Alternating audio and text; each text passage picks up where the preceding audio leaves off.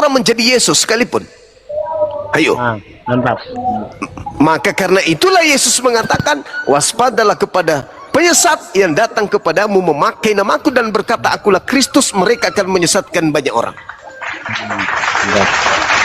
Itu mah apa kekurangan Yesus itu kami menganggap dia sebagai Tuhan? Saudaraku, pertanyaan Anda sangat bagus. Kalau anda melihat Yesus dalam perspektif iblis, Yesus tak punya kekurangan. Tapi kalau Anda melihat, sabar dulu, Anda bertanya. Tapi kalau Anda mengatakan bahwa Yesus yang adalah hamba Elohim, hamba Tuhan, maka Yesus memiliki kekurangan, serba kekurangan. Untuk melawan rasa laparnya aja Yesus tak sanggup. Tapi kalau Anda melihatnya dalam perspektif iblis, apa kata iblis? Segala kuasa dunia, kerajaannya, kemegahannya, aku berikan kepadamu. Sebab semua itu telah diberikan kepadaku dan aku berkuasa memberikan kepada siapapun. Ingat pengakuan Yesus? Yohanes 14, apa kata Yesus? Penguasa dunia, yaitu iblis, sudah dilemparkan keluar.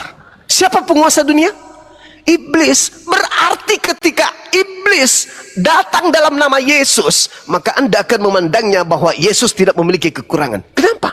Penguasa dunia. Nah, itu dia. Saya mengambil kesimpulan. Silakan. Saya memberikan komentar.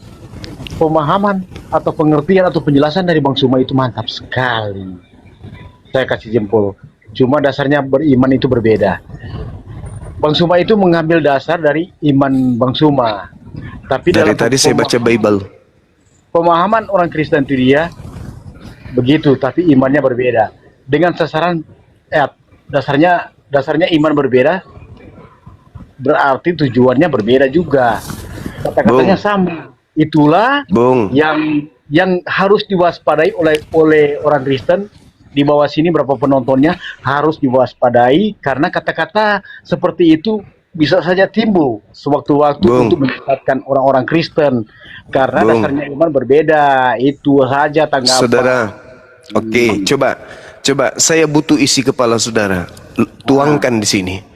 Yesus ketika sedang mengajar di bait suci bersama dengan orang-orang Yahudi, imam kepala mahkamah agama, tidak pernah tersentuh kan Yesus itu. Nggak pernah ada niatan untuk menganiaya, apalagi ingin membunuh, apalagi ingin menyalibkan. Benar kan? Lukas 22 Anda baca, Lukas 22 Anda baca. Bagaimana Yesus ketika didatangi oleh imam-imam, algojo, orang-orang bait suci. Apa kata Yesus? Sangkamu aku ini penyamun, sangkamu aku ini penjahat, sampai engkau datang membawa pedang dan pentungan. Padahal setiap saat engkau bersama aku di dalam bait suci.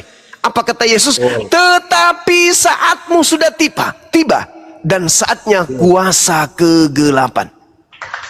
Jadi awal daripada penangkapan terhadap Yesus itu adalah awal kuasa siapa?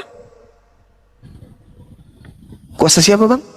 Kata Yesus, kuasa kegelapan. Pertanyaan saya, penguasa kegelapan itu siapa? Iblis. Cuma sama. Nah, jangan bercanda dulu, saya lagi serius. Bisa juga itu skenario Allah Bapa itu skenarionya. Jadi segini Bang Iblis. Juma, sebentar Bang Juma. Kalau Iya, menurut silakan. Bang Juma nih, siapa yang Iblis nih memanfaatkan siapa tokohnya menyesatkan banyak orang itu? Yudas. Dan Yudaslah yang dijual oleh Paulus ke luar Bani Israel. Ingat, saya ulang lagi ya. Saya ulang lagi. Sabar dulu, Bung. Sabar dulu. Saya katakan kepada saudara yang saya kasihi. Paulus itu menjual Yudas dalam nama Yesus kepada non-Yahudi. Catat itu dulu. Nanti kita akan buktikan secara data. Catat itu dulu. Makanya Paulus itu mengatakan apa? Aku diutus kepada orang-orang yang tidak bersunat. Galatia 2 nomor 8. Aku diutus kepada orang-orang non-Yahudi. Galatia 1 nomor 15. Kenapa rupanya? Kenapa tidak diutus kepada orang Yahudi? Kenapa? Karena Paulus tahu orang Yahudi tidak akan mungkin percaya dengan ajaran yang saya ajarkan. Maka apa? Banting setir dia mengajar orang-orang non-Yahudi. Kenapa Apa non-Yahudi diajar oleh Paulus? Satu, orang-orang non-Yahudi memang gemar makan babi. Dua, orang non-Yahudi memang orang tidak bersunat. Tiga, orang non-Yahudi dalam hal ini Roma Yunani adalah penyembah dewa-dewa. Tidak ada halangan dan rintangan kepada Paulus untuk mendoktrin mereka. Contoh, Anda baca di kisah di KPR 14, KPR 20, KPR 17 nomor 23. Begitu mudahnya Paulus diterima, bukan? Bahkan orang-orang menganggapnya dewa Hermes. Bahkan dia dianggap oleh penganut dewa Zeus sebagai jelmaan daripada dewa-dewa yang disembah oleh nenek moyang mereka. Sampai Paulus disembah, kan? Didatangkan kemudian lembu untuk supaya dikorbankan demi untuk dewa Hermes, yaitu Paulus. Gila nggak tuh? Makanya orang Roma, Bung, ketika diterimanya ajaran Paulus, mereka hanya merubah pola kehidupan. Dalam hal apa? Dalam hal patung. Patung mereka rubah dari dewa Hermes, dari dewa Zeus, Hercules. Patungnya dirubuhkan. Lalu diganti dengan patung Yesus. Sama aja kan? Ibadahnya hari apa mereka orang Roma? Kyriaki. Apa Kyriaki itu dalam bahasa Yunani? Artinya hari dewa matahari. Berubah nggak ibadah hari Minggu itu? Nggak berubah. Tetap aja hari Minggu. Natalan masih mereka lakukan nggak? Masih mereka lakukan.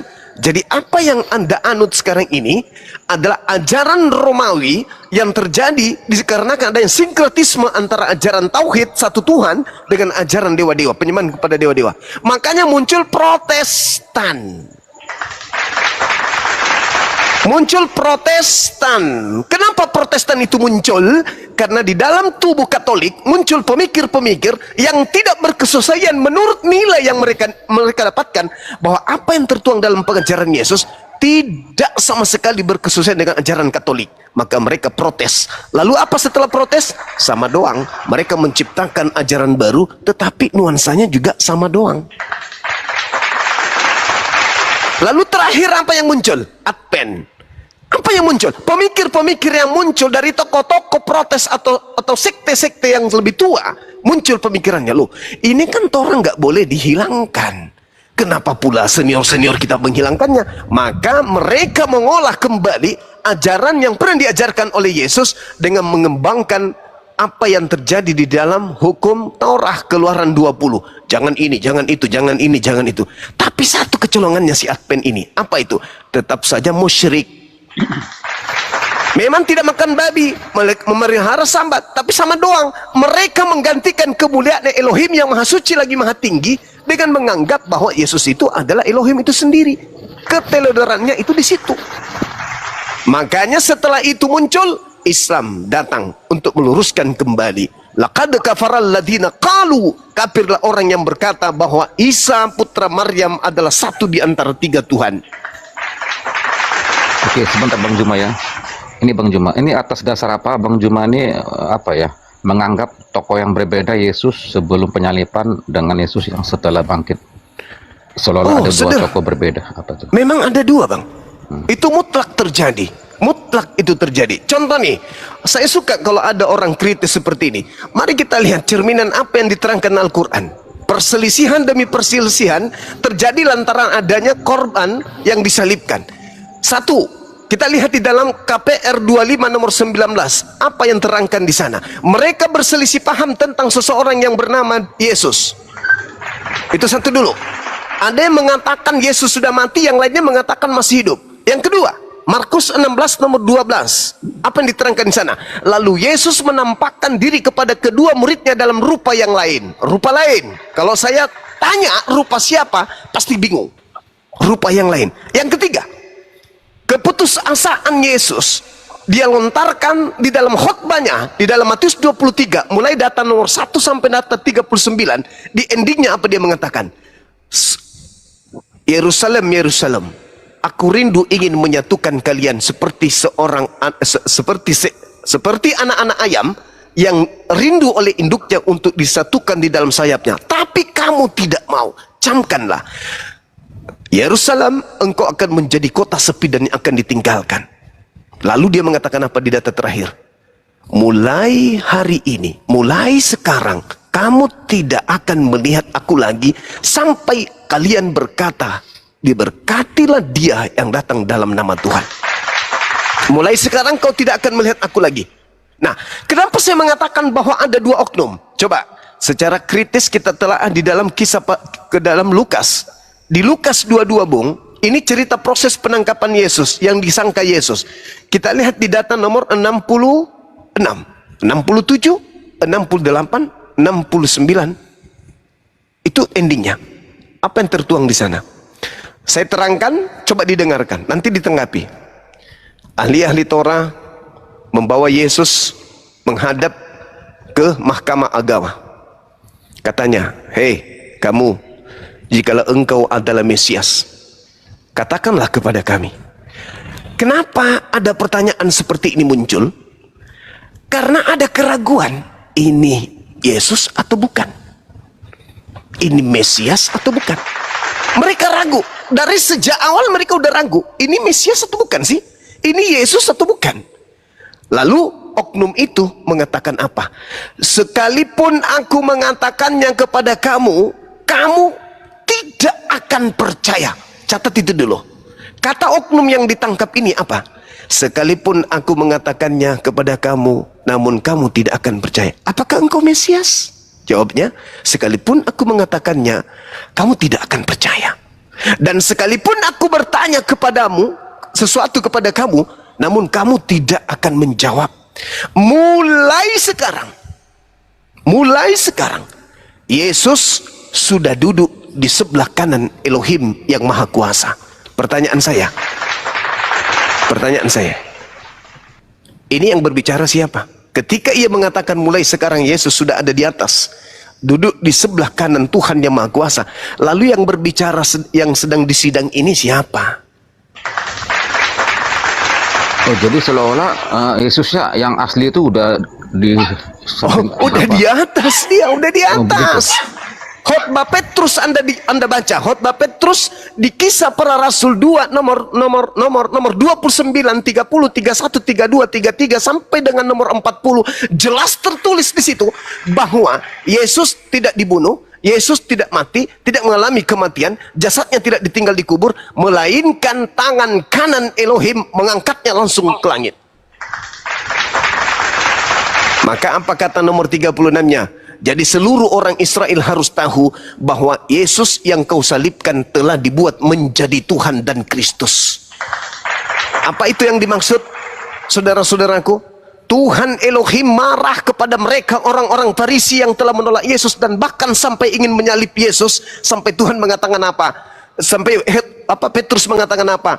Tuhan membuat Yesus KW yang kau salibkan itu untuk menjadi Tuhanmu. Al-Quran surah Al-Araf ayat 27 ayat 30. Karena mereka tidak beriman, maka Tuhan menjadikan iblis sebagai sembahan mereka.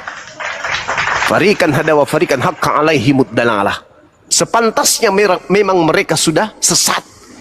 Nabiku datang mengajarkan kepada mereka untuk menyembah kepadaku. Aku ajarkan dia untuk bermujizat dan seterusnya. Ditolaknya, bahkan dibunuhnya, ingin dicoba untuk membunuhnya. Maka aku menjadikan iblis menjadi Tuhan mereka disebabkan karena mereka tidak beriman. Nah, sekarang permasalahannya adalah saudaraku Kristen bangga dengan menuhankan Yesus, tetapi orang-orang yang menyalibkan Yesus ketakutan dan sangat tersakiti dengan ucapan Petrus tersebut, sampai mereka bertanya, Petrus, apa yang harus kami lakukan kalau sudah kayak begini? Apa kata Petrus? Berilah dirimu bertobat dan dan selamatkanlah dirimu dari angkatan jahat ini. Lah, orang Kristen malah bangga, Tuhan Yesus menyelamatkan kami. Lah, orang Farisi yang menyalib Yesus justru ketakutan pada saat itu. Ketika Tuhan yang benar yaitu Elohim, Eloah Abraham, Eloah Ishak, Yakub mengatakan apa? Karena kau telah menyalibkan orang tersebut, maka aku membangkitkan dia untuk kau tuhankan. Itu hukuman. Makanya Yesus mengatakan di Matius 23 nomor 15, apa kata Yesus?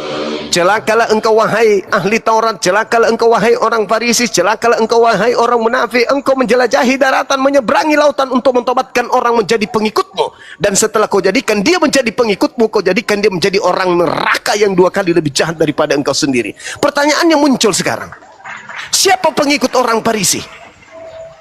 Siapa yang mengikuti orang Farisi, siapa yang mengikuti ahli Torah yang menjelajahi daratan, menyeberangi lautan sampai ke Roma? Siapa orang Farisi tersebut? Paulus. Siapa pengikutnya? Kristen. Lalu hukumannya menurut Yesus, pengikut Paulus apa?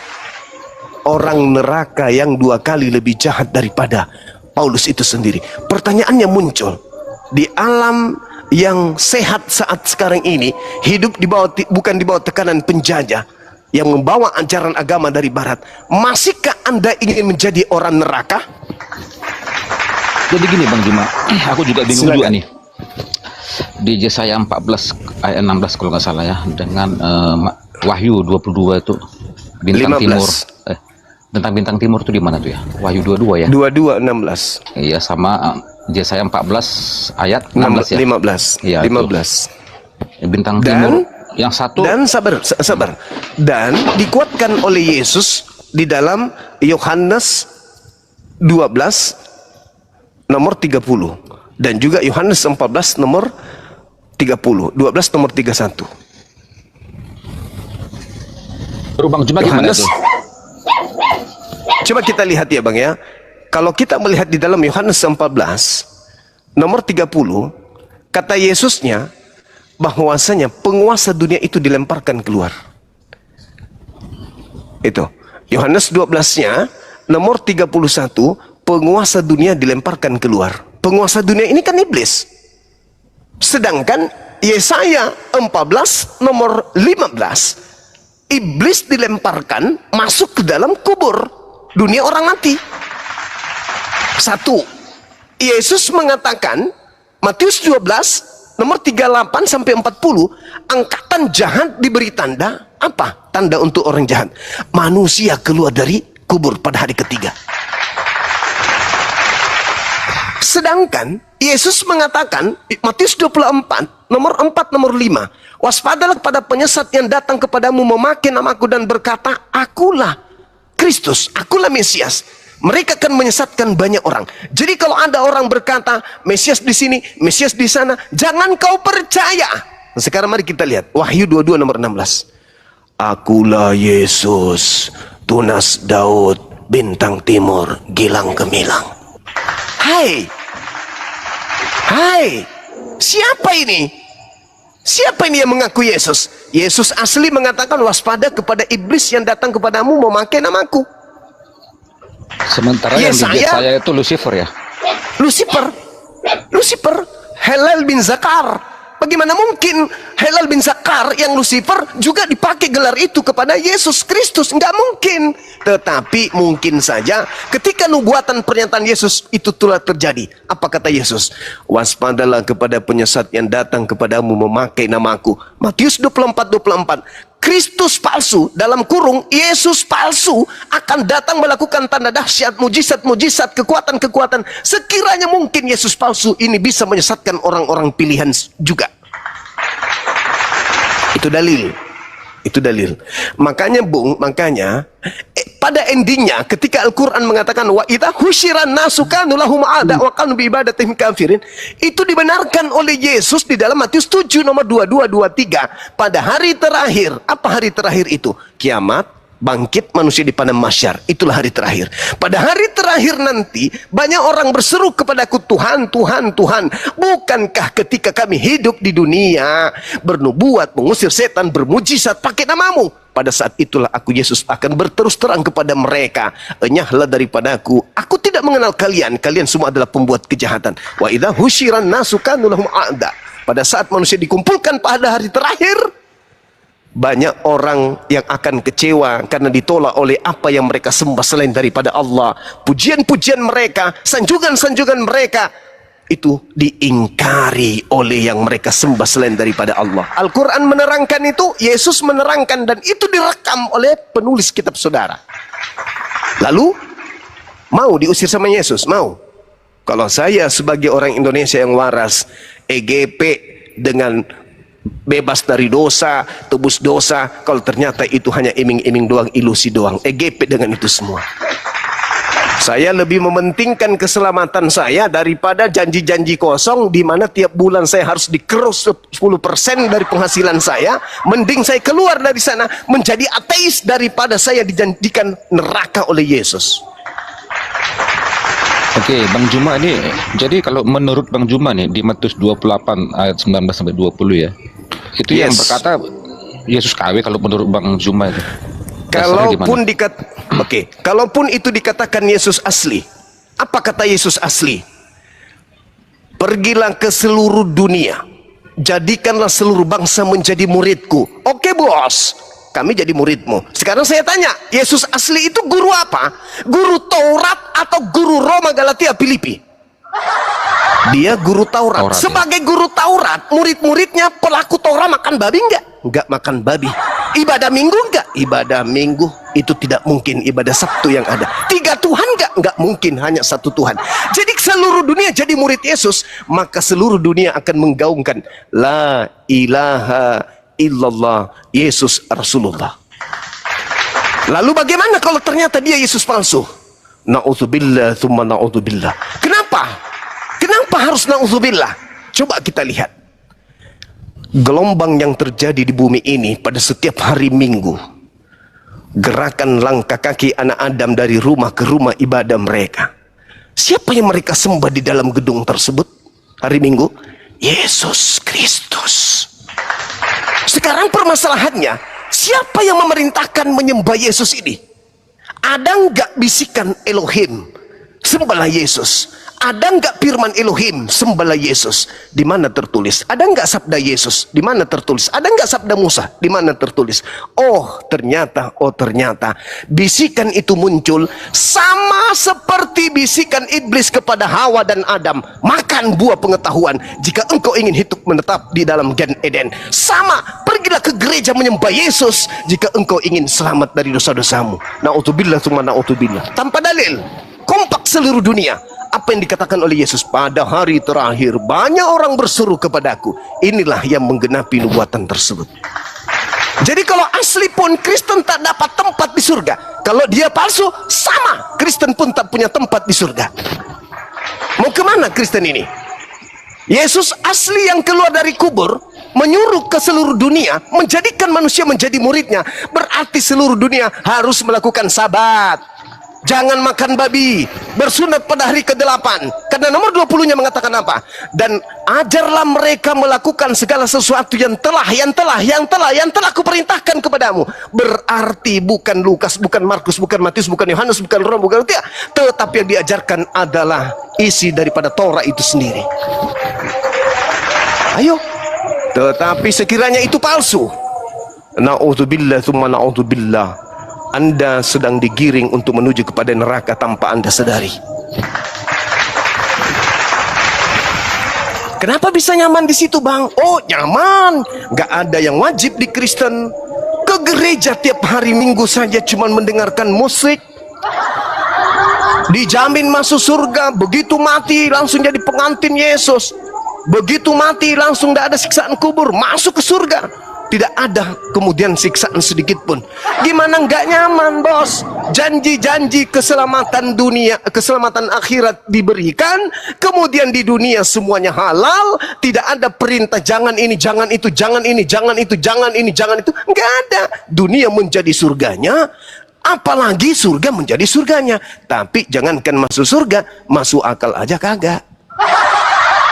Sebentar Bang Juma ya, ini silakan. Di Yohanes 20 ayat 28 itu kan setelah Yesus bangkit ya. Waktu dikit ya. Situ ada pernyataan Thomas, ya guruku ya Allahku. Apakah Thomas, kalau memang itu KW, apakah Thomas tidak bisa membedakan itu KW atau tidak? Saudara, pertanyaan yang sangat bagus. Sabar dulu. Ini pertanyaan sangat bagus. Ya Tuhanku, ya Allahku. Saudara, Yesus mengatakan apa? Di dalam Lukas 21 nomor 8, waspadalah kepada penyesat yang datang kepadamu memakai namaku dan berkata akulah dia. Saya ngambil catatan yang pertama, Lukas Yohanes 20 itu sama dengan Lukas 24 nomor 36, 37 sampai nomor 44. Sama persis narasi yang ada di dalam. Tapi ingat sekali lagi. Ketika oknum yang keluar dari kubur yang disangka Yesus ini datang kepada murid-muridnya. Baca Lukas 24 nomor 37. Mereka kaget dan ketakutan sebab mengira melihat hantu. Ingat, sekali lagi, ketika muncul oknum yang mereka katakan, penulis mengatakan Yesus tiba-tiba muncul di depan mereka, mereka kaget dan ketakutan sebab mengira melihat hantu. Kira-kira Yesus berpuluh tahun bersama dengan murid.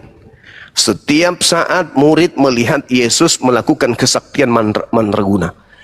Jalan di atas air, orang mati dibangkitkan, air jadi anggur, badai menjadi tenang, orang buta menjadi melihat, orang lumpuh. Lalu mengatakan apa? Hai murid-muridku, jangan takut sebab aku memang harus mati, tapi 3 hari kemudian saya bangkit. Pertanyaannya, kira-kira muridnya nunggu nggak orang sakti ini gurunya untuk bangkit? Pasti. Kenapa? Murid dalam keadaan mencekam. Satu-satunya harapannya adalah Yesus. Andai saja Yesus pernah menjanjikan kepada mereka bangkit pada hari ketiga, maka mereka akan bikin tenda di pemakaman, samping pemakaman, dekat pemakaman, jaraknya dekat dari pemakaman, untuk menunggu detik-detik bangkitnya guru mereka, supaya mereka mengatakan, hore, kemenangan ada di pihak kita. Tapi faktanya apa? Tidak ada satu ekor nyamuk pun yang menunggu Yesus bangkit dari kubur. Tidak ada murid satu pun menunggu Yesus bangkit dari kubur. Tidak ada satu keluarga pun yang menunggu Yesus bangkit dari kubur. Artinya apa? Benarlah yang dikatakan Yesus dalam Matius 12 nomor 38-40. Angkatan jahat minta satu tanda dan tidak akan diberikan satu tanda selain tanda Yunus. Sebab Yunus 3 hari 3 malam dalam perut ikan, demikian juga anak manusia 3 hari 3 malam dalam perut bumi. Itu tanda untuk siapa? Tanda untuk angkatan jahat. Pertanyaannya, apakah muridnya angkatan jahat? Bukan angkatan jahat. Makanya murid-muridnya tidak menunggu kedatangan guru di hari ketiga. Lalu apa tanda yang diberikan kepada orang benar? Sabar, sebelum ke situ. Coba Anda baca Lukas 9 nomor 10 11. Lukas 24 nomor 9, nomor 10, nomor 11. Maria datang ke makam Yesus dan tidak menemukan kemudian ada mayat di sana, melainkan hanya kain kafan. Lalu Maria ini datang kepada ke-11 muridnya dan memberitakan apa yang sedang mereka lihat, bahwa Yesus tidak ada di kuburan, melainkan hanya kain kafan. Apa kata murid-murid? Mendengarkan itu, murid-murid menganggap itu semua adalah omong kosong. Mereka tidak percaya. Nomor 11-12, meskipun demikian, Petrus pagi-pagi ke kuburan dan tidak melihat ada mayat di sana, melainkan hanya kain kafan. Lalu Petrus berkata dalam hatinya, apa yang sedang terjadi ya? Ayo. Berarti Petrus dan kawan-kawan tidak pernah dipesankan oleh Yesus, aku akan bangkit pada hari ketiga. Nggak pernah. Itu hanya diberikan bangkit hari ketiga itu hanya kepada angkatan jahat doang. Jadi yang percaya hari ketiga bangkit itu adalah angkatan jahat dan korban daripada angkatan jahat. Nah, sedangkan mereka orang benar, murid-murid benar, diberi tanda juga. Apa itu? Kalau tanda untuk angkatan jahat bangkit di tengah-tengah kubur, orang benar mereka mendapatkan tanda Yesus akan keluar di tengah langit. Satu di tengah kuburan, satu di tengah langit. Matius 24 nomor 27 sampai 30 dikatakan bahwa apabila aku datang, maka tanda-tanda ini akan menyertai aku. Tapi kalau bukan aku yang datang, tanda-tanda ini apa? Keluar dari kubur. Oke. Gini Bang Juma, dalam kekristenan kan sering kita dengar apa ya? Sia-sialah iman kita apabila Yesus tidak bangkit.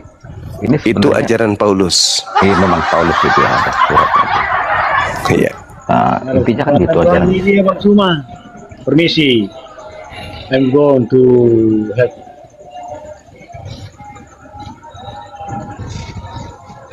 Gimana Bang? Silakan. Iya. Dalam kekristen siapa nih? Kasih kesempatan kebetulan gua. Ya, silakan. Admin ini. Silakan. Kalau ada berapa Yes. Jujur saya dari Kristen. Ada teman-teman Kristen di bawah ini mungkin boleh mau dengar ini. Bang Suma, permisi saya Siap. membacakan ayat selanjutnya ini nih. Mau tanggapi ini dia pemahaman yang sudah melenceng dari ayat Alkitab. Untuk non Muslim ya yang ada di bawah. Untuk non Muslim saya mau ajak untuk baca di Kejadian 3, Kejadian 3 sampai 7. Saya mau kasih pesan untuk ini ya. Ayat Kitab Kejadian ayat 7 ayat 1 di situ dikatakan adapun ular ialah yang paling cerdik dari segala binatang di darat yang dijadikan oleh Tuhan Allah. Ular itu berkata kepada perempuan itu, tentulah Allah berfirman, semua pohon dalam taman ini jangan kamu makan buahnya, bukan? Ayat 2, lalu sahut perempuan itu kepada ular itu, buah pohon-pohon di dalam taman ini boleh kami makan. Ayat 3, tetapi buah pohon yang ada di tengah-tengah taman, Allah berfirman, jangan kamu makan ataupun raba buah itu, nanti kamu mati. Itu kata iblis. Tetapi ular itu berkata kepada perempuan itu, sekali-kali kamu tidak akan mati. Tetapi Allah mengetahui bahwa pada waktu kamu memakannya matamu akan terbuka dan kamu akan menjadi seperti Allah, tahu tentang yang baik dan yang jahat. Perempuan itu melihat bahwa ayat 6, perempuan itu melihat bahwa buah pohon itu baik untuk dimakan dan sedap di kelihatannya. Lagi pula itu menarik hati karena memberi pengertian. Lalu ia mengambil dari buahnya dan dimakannya dan diberikannya juga kepada suaminya yang bersama-sama dengan dia. Dan suaminya pun memakannya. Maka terbukalah mata mereka berdua dan mereka tahu bahwa mereka telanjang. Lalu mereka menyemat daun pohon ara dan membuat cawan. Itu ada kesan bahwa ayat ini mengatakan bahwa sangatlah pintar kuasa kegelapan memutarbalikkan kalimat firman Tuhan. Itu saja. Makanya saya mengatakan kepada orang-orang Oten yang ada di bawah ini, pahamilah trik-trik dari kuasa kegelapan. Selesai. Terima kasih. Ya, saya harus aplos itu. Ini nasihat betul. Hati-hati dengan ajaran Paulus. Menjanjikan keselamatan tapi semu. Kenapa? Tidak mungkin utusan Tuhan itu menghapuskan hukum Tuhan. Iblis menghapus hukum Tuhan. Ketika Tuhan mengatakan jangan kau makan, iblis mengatakan apa? Makan. Ketika Tuhan mengatakan jangan makan babi, iblisnya mengatakan makan babi atau jangan makan babi? Pasti iblisnya mengatakan jangan makan babi. Ketika Tuhan mengatakan kuduskan hari Sabtu, iblisnya mengajarkan apa? Pasti hari yang selain daripada Sabtu. Ketika Tuhan mengatakan inilah anakku, iblisnya akan merubahnya menjadi inilah bapakmu. Iblis itu selalu mengganti firman Tuhan, menghapus firman Tuhan. Itu pekerjaan siapa? Menghapus firman Tuhan itu. Dengan matinya Yesus dia telah membatalkan. Iblis, terima kasih Anda sudah menjawabnya. Berarti Paulus dalam hal ini kategori iblis atau utusan Tuhan? Oke. Ketika dikatakan oleh itu Hawa dan Adam itu dia tertarik. Sehingga mereka sangat yakin.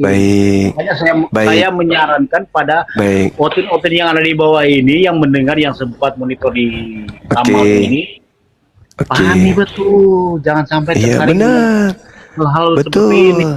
Benar sekali. Yesus dalam Matius 5 nomor 19. Coba nanti Anda takar diri Anda, Bung. Takar. Saya tahu Anda nyindir saya. Takar diri Anda di data ini ya. Matius 5 nomor 19. Barang siapa yang mengajarkan, melakukan segala perintah-perintah yang ada di dalam hukum Torah atau dalam Torah, maka dia akan menempati tempat tertinggi di dalam kerajaan surga. Saya ulang lagi.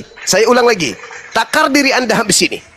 Matius 5 nomor 19, Yesus berkata, barang siapa yang mengajarkan orang lain untuk melakukan segala perintah-perintah yang ada dalam hukum Taurat, maka dia akan menempati tempat tertinggi di dalam kerajaan surga. Camkan itu. Lalu bandingkan dengan ucapan Paulus. Apa kata Paulus? Di dalam Galatia 2 nomor 16, nomor 21. Apa kata dia?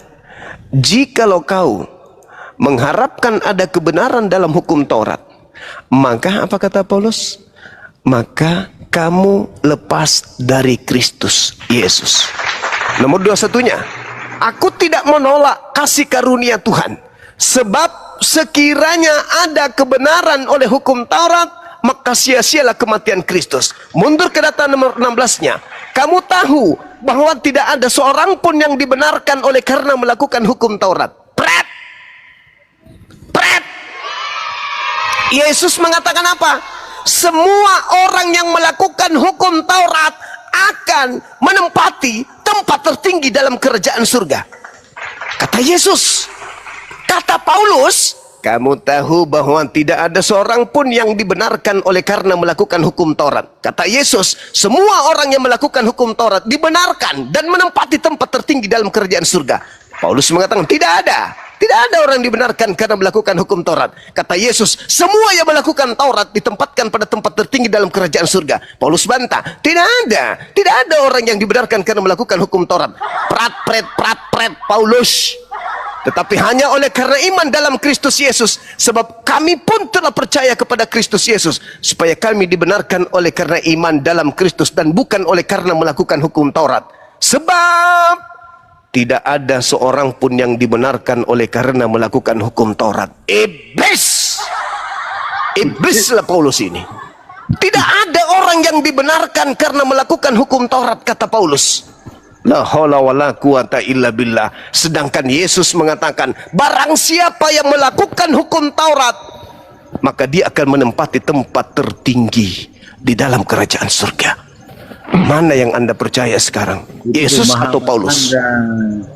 Pemahaman saya lagi yang salah. Coba sebentar. Pemahaman kamu yang salah. Pemahaman saya lagi karena saya tidak ikut Paulus. Sekali lagi saya membacakan firman Saya yang salah. Sebentar dulu Bang Ciko. Saya yang salah. Kejadian 3. Tetapi Yesus tentang mengatakan, dua pohon silakan. yang ada di tengah-tengah taman, Allah berfirman, jangan kamu makan. Bang Suma yang salah, nggak apa-apa, tuduh aja saya terus. Tetapi iblis berkata, tapi ular itu berkata kepada perempuan itu, sekali-kali kamu tidak akan mati. Itu adalah bertentangan. Iblis tuduh aja saya terus, nggak apa-apa, nggak masalah. Iblis sangat cerdik, iblis sangat hebat, sangat kuat. Sehingga firman Tuhan itu diputar balikan, sehingga mereka, jangankan kita, orang saja diurapi oleh Tuhan. Manusia pertama itu diciptakan langsung oleh Tuhan, itu tergoda dengan iblis. Apalagi kita semua pendengar, banyak dosa, banyak kesalahan, banyak perbuatan salah, apalagi toh. Oke, sebentar ya. Sebentar Bang Ciko. Yang ada di bawah ini. Udah. Gini Bang Juma. Oke lah, kalau saya mengikuti narasi Bang Juma yang mengatakan bahwa kalau dengan firman Tuhan ini terbalikan, bahaya itu. sebentar, slow aja. Oke lah, saya ikutin narasi. Siapa saya yang meluruskan, Bang? Oke. Saya ikutin narasi Bang Juma yang mengatakan secara frontal bahwa Paulus. Suara saya masih kedengaran? Ya masih. Anggaplah saya ngikutin narasi Bang Juma kan penyesat Paulus. Cek. Aman. Aman. Oke. Jadi gini Bang Juma. Jelas. Siapa nih? Oke. Dari kisah para rasul. Jaringan saya gangguan ya teman-teman ya. Oke. Aman ya? Terus. Aman Bang Juma. Aku aman nggak?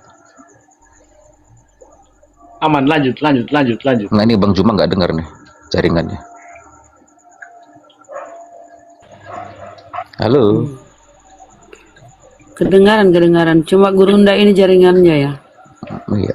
Lanjut Bang Gong. Enggak, saya mau butuh jawaban Bang Juma tadi kan. Secara frontal Bang Juma mengatakan bahwa Paulus itu penyesat itu. Maksud ada yang saya ingin tanyakan juga sih. Itu kan dalil itu. Semua yang disampaikan tuh dalil, Bang. Iya, aku mau pengen ada yang mau kutanyakan. Kenapa menyalahkan Bang Juma? Enggak, saya enggak menyalahkan. Mohon kawan seiman hati-hati dengan putar balik. Itu data. Makanya jangan cuma modal imani, baca Bibelmu. Hai, itu data di Bibelmu loh. Memang kau Data itu tanpa iman itu tidak akan paham. iman buta kau, Bang. Hati dengan dalam kendaraan Coba sesat. kau bantah itu perkataan Paulus. Silakan Gurunda.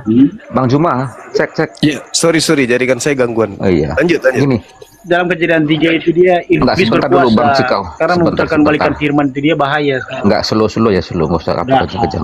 Sebentar. Aku pamit dulu.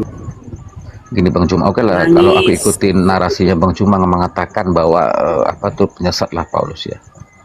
Dari kisah para rasul dan ke-13 surat yang ditulis Rasul Paulus, Rasul Paulus tuh nggak pernah loh hidupnya enak loh.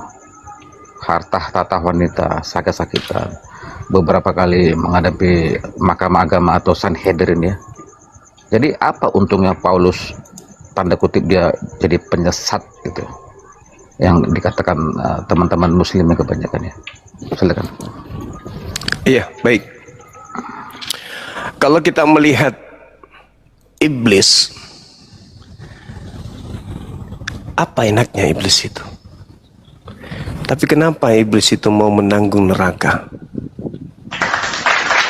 Apa keuntungannya coba? Hanya oleh gegara disuruh menghormat kepada Adam, dia nggak mau. Dia lebih pilih menjadi penghuni neraka kekal daripada itu. Ada kenikmatan yang didapatkan oleh iblis. Bisa rupanya mereka pesta seks. Bisa rupanya mereka minum minuman keras. Iblis itu nggak ada.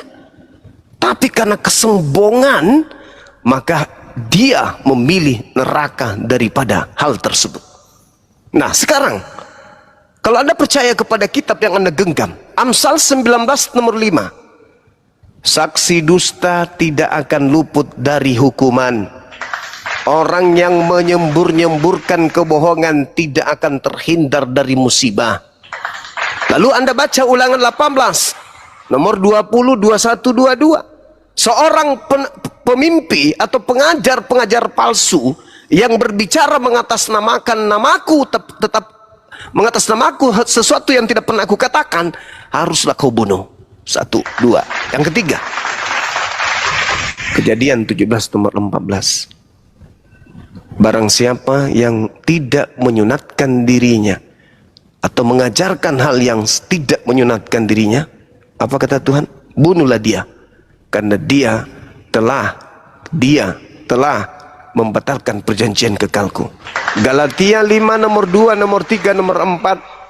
Aku berkata kepadamu, barang siapa yang menyunatkan dirinya, Yesus Kristus tidak berguna baginya. Sekali lagi aku katakan kepadamu, kamu keluar dari kasih karunia. Jika engkau mengharapkan ada kebenaran oleh hukum Torah, engkau akan keluar dari kasih karunia. Wajar kalau dia mati mengenaskan, wajar. Jadi Sangat motivasi, wajar. sebentar Bang Juma, jadi motivasi Paulus apa kalau dianggap sebagai penyesat berbuat demikian? Iya. Coba saudara lihat di dalam Matius 24 nomor 15-nya. Apabila engkau melihat sang pembinasa keji duduk di tempat yang kudus. Apa itu?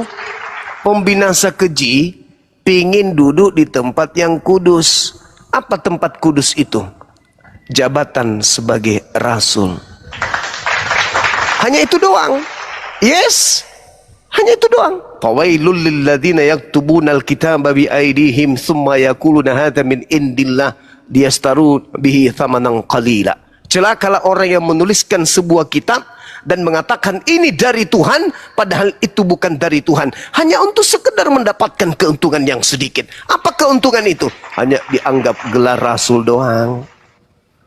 Akulah yang harus engkau teladani, sebab aku kata Paulus, aku lebih dari rasul-rasul yang ada itu.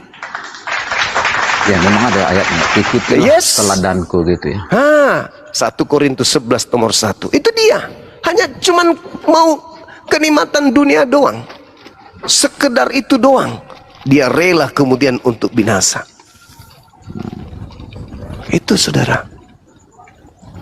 Itu cara motivasinya. Kan Yesus mengatakan, waspadalah kepada nabi palsu yang datang kepadamu, menyamar domba, padahal sesungguhnya dia adalah serigala yang buas. Tuh. Jadi memang. Jadi Bang Juma ini merujuk kepada Paulus, kan dulu Saulus ya. Yes. Penganiaya ya di Kisah Para Rasul. Benar. Ke situ maksudnya. Ya, dan memang hanya dia. Bukti. Coba kita lihat Matius 7. Nomor 15, 16, 17, 18, 19 sampai 23. Apa kata Yesusnya? Waspadalah kepada nabi-nabi palsu yang datang kepada kamu. Kamu di situ siapa? Orang-orang yang sedang mendengarkan pengajaran Yesus. Ada enggak Paulus di situ? Enggak ada. Datang enggak Paulus kemudian kepada mereka? Datang. Nyamar enggak Paulus itu seperti murid Yesus? Nyamar. Domba di situ murid. Waspadalah kepada nabi palsu yang datang kepadamu menyamar sebagai murid, padahal sesungguhnya dia adalah pembinasa murid, serigala buas. Dari buahnya kau dapat mengenal dia. Apa buahnya? Memanggil Yesus Tuhan, bernubuat, mengusir setan, bermujizat pakai nama Yesus. Pada hari itulah aku Yesus akan berterus terang kepada buah-buah ini. Enyahlah daripada aku, engkau semua adalah pembuat kejahatan, aku tidak mengenal kalian, kalian semua adalah pembuat kejahatan. Nah, sekarang permasalahannya, Bang Suman disanggah tuh. Wah, bukan, Anda salah tafsir, bukan begitu maksudnya. Oke. Tapi masalahnya, kata Yesusnya, tidak semua orang yang memanggil aku Tuan, Maran, Rabam akan masuk ke dalam kerajaan surga, melainkan dia yang melakukan kehendak Bapa. Berarti ada dua kelompok manusia yang memanggil Yesus dengan panggilan Rabi, panggilan Tuan, Kurios, atau Tuhan sekalipun. Yaitu, pertama, kelompok muridnya Bani Israel. Yang kedua, kelompok di luar Bani Israel. Siapa itu? Yudaism dan Kristen. Tetapi yang selamat hanya satu di antara dua kelompok ini yang sama-sama memanggil Yesus Tuhan. Siapa yang satu itu? Mereka yang melakukan kehendak Bapa. Pertanyaannya, kehendak Bapa mana yang dilakukan oleh Kristen sampai menyembah Yesus? Kehendak Bapa mana yang mereka lakukan sampai mereka makan babi? Kehendak Bapa mana sehingga mereka tidak bersunat? Mereka ibadah minggu.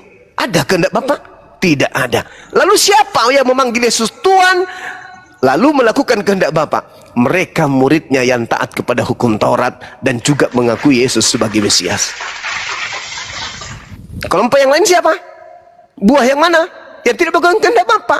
Sama-sama bermujizat, bernubuat, mengusir setan. Sama. Murid Yesus juga demikian, orang Kristen juga demikian. Bedanya, orang Kristen tidak melakukan kehendak Elohim, melainkan melakukan kehendak Paulus.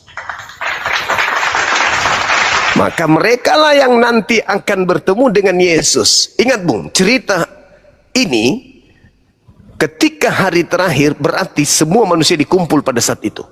Kalian orang Kristen datang kepada Abraham. Masih setuju Bang ya? Yes. 21, 23 ya. Betul sekali. Itu mulai dari pengajaran nabi-nabi palsu tuh. Nabi palsu buahnya memanggil Yesus Tuhan, bernubuat, mengusir setan, bermujizat. Di luar Bani Israel yang melakoni itu, maaf, itu adalah kelompok yang mengatasnamakan mereka adalah pengikut Kristus. Itu tak ada lain. Hindu enggak, Buddha enggak, Islam enggak. Hanya Kristen, Katolik, Protestan yang memanggil Yesus Tuhan.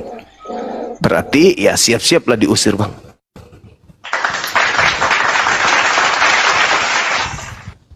Nabi Isa di dalam Al-Quran, dalam surah Ali Imran ayat 116, ayat 117 ditanyai oleh Allah ketika di hari penghakiman. Isa, kesini. Di hadapan manusia aku ingin bertanya samamu. Kaukah yang mengajarkan manusia-manusia ini untuk menuhankan dirimu selain daripada aku? Ma qultu lahum illa ma amartani bi ani ubudullah rabbi wa rabbakum. Apa kata Nabi Isa? Aku hanya mengajarkan kepada mereka sembahlah Allah Tuhanku dan Tuhanmu. Aku tidak pernah mengajarkan kepada mereka menyembah aku. Maha suci engkau ya Allah. aku tidak punya hak untuk mengatakan apa yang bukan hakku untuk aku katakan. Dan itu Yesus juga katakan dalam Yohanes 12 nomor 48, 49, 50. Aku tidak dapat berkata-kata, aku bukan berkata dari diriku. Yohanes 14, 24, firman yang kau dengar dari aku bukan dari aku, tapi dari dia yang telah mengutus aku. Apa yang aku katakan?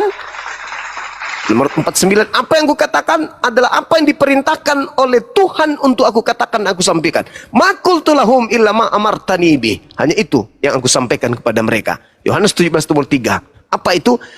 Hidup kekal itu adalah mereka mengenal engkau satu-satunya Allah yang benar dan mengenal Yesus Kristus yang engkau utus. La ilaha illallah, Yesus Rasulullah. Itu. Jadi ditanya, apakah engkau yang mengajarkan mereka? Oh bukan, saya tidak pernah mengajar mereka Tuhan. Yang aku ajarkan kepada muridku adalah sembahlah Allah Tuhanku dan Tuhanmu. Yohanes 4 nomor 22. Aku dan muridku menyembah apa yang kami kenal. Kalian menyembah apa yang tidak kalian kenal. Subhanallah. Silakan. Sebentar Bang ya. Oke lah, kalau Abang Juma mengatakan itu Paulus atau Saulus ya. Namanya manusia kan bisa dari yang jahat bisa menjadi baik ya, bertobat. Saulus dulu memang betul penganiaya ya, pengikut Kristus. Sehingga dia bertemu waktu menuju ke Damsyik yang mengatakan Yesus tuh. Situ dia berubah menjadi orang baik lah gitu. Apakah ini bagaimana tanggapan Bang Juma nih? Kan dia berubah jadi orang baik situ. Baik Bung, baik. Jadi gini, kita kutip dulu satu data di 1 Korintus 9 nomor 20, 21, 22, 23. Apa kata Paulus di sana, Bung? Aku menjadi segala dari segala. Aku menjadi apapun demi untuk memenangkan jiwa manusia. Kepada orang lemah, aku menjadi lemah. Kepada penganut Taurat, aku menjadi penganut Taurat. Kepada mereka yang tidak taat Taurat, aku menjadi orang yang tidak taat Taurat. Kemana Paulus pergi? Di situ Paulus mewarnai dirinya. Ketika Londong. Oh iya, itu pasti. Nah, coba kita lihat apa nubuatan Yesus tentang keadaan yang terjadi terhadap Paulus. Kita baca di dalam Matius 12 nomor 43 sampai 45. Di Matius 12 ini Yesus sendiri. Roh jahat itu. Iya, betul sekali. Dan itu diakui di dalam 2 Korintus 12 nomor 7 bukan? Bahwa ada utusan iblis di dalam tubuhku yang menggocok aku. Nah, Yesus mengatakan apa? Orang bertobat ini, iblisnya keluar. Tapi setelah iblisnya keluar, iblis itu kembali memanggil 7 iblis yang lebih jahat untuk masuk di dalam tubuh orang tersebut. Sehingga keadaannya jauh lebih jahat daripada sebelumnya. Inilah yang Yesus nubuatkan. Kalau tidak percaya, silakan Anda baca di dalam Lukas 21 nomor 8 sampai nomor 12. Waspadalah kepada penyesat yang datang kepadamu memakai namaku dan berkata akulah dia, saatnya sudah dekat, jangan kamu percaya. Jangan kau mengikuti dia.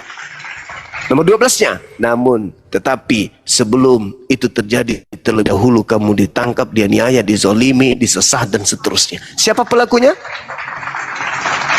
Jadi menurut Bang Juma itu untuk Paulus itu. Oh, siapa lagi? Siapa yang menganiaya murid Yesus? Iya, memang awal selama waktu dia Saulus ya. Dan ingat Bung, di dalam KPR 13 nomor 1 ada beberapa di Antioquia ada beberapa nabi dan pengajar. Di antaranya adalah Saulus. Waspadalah kepada nabi palsu. Di antaranya Paulus itu disebut nabi di dalam KPR 13 nomor 1. Siapa penulis KPR? Asisten Paulus. Pribadi Paulus. Jadi gini Bang, aku juga nggak tahu ya kenapa ya Barnabas itu kan akhirnya berpisah sama Paulus ya, apa pejabatnya aku juga nggak tahu ya. Nah, Antioquia kalau nggak salah ya. betul sekali. Desa para Rasul 11 ya, nggak salah ya. Iya, benar sekali. Aku itu ya apa penyebabnya tuh? Karena pengikut aja, karena pengikut.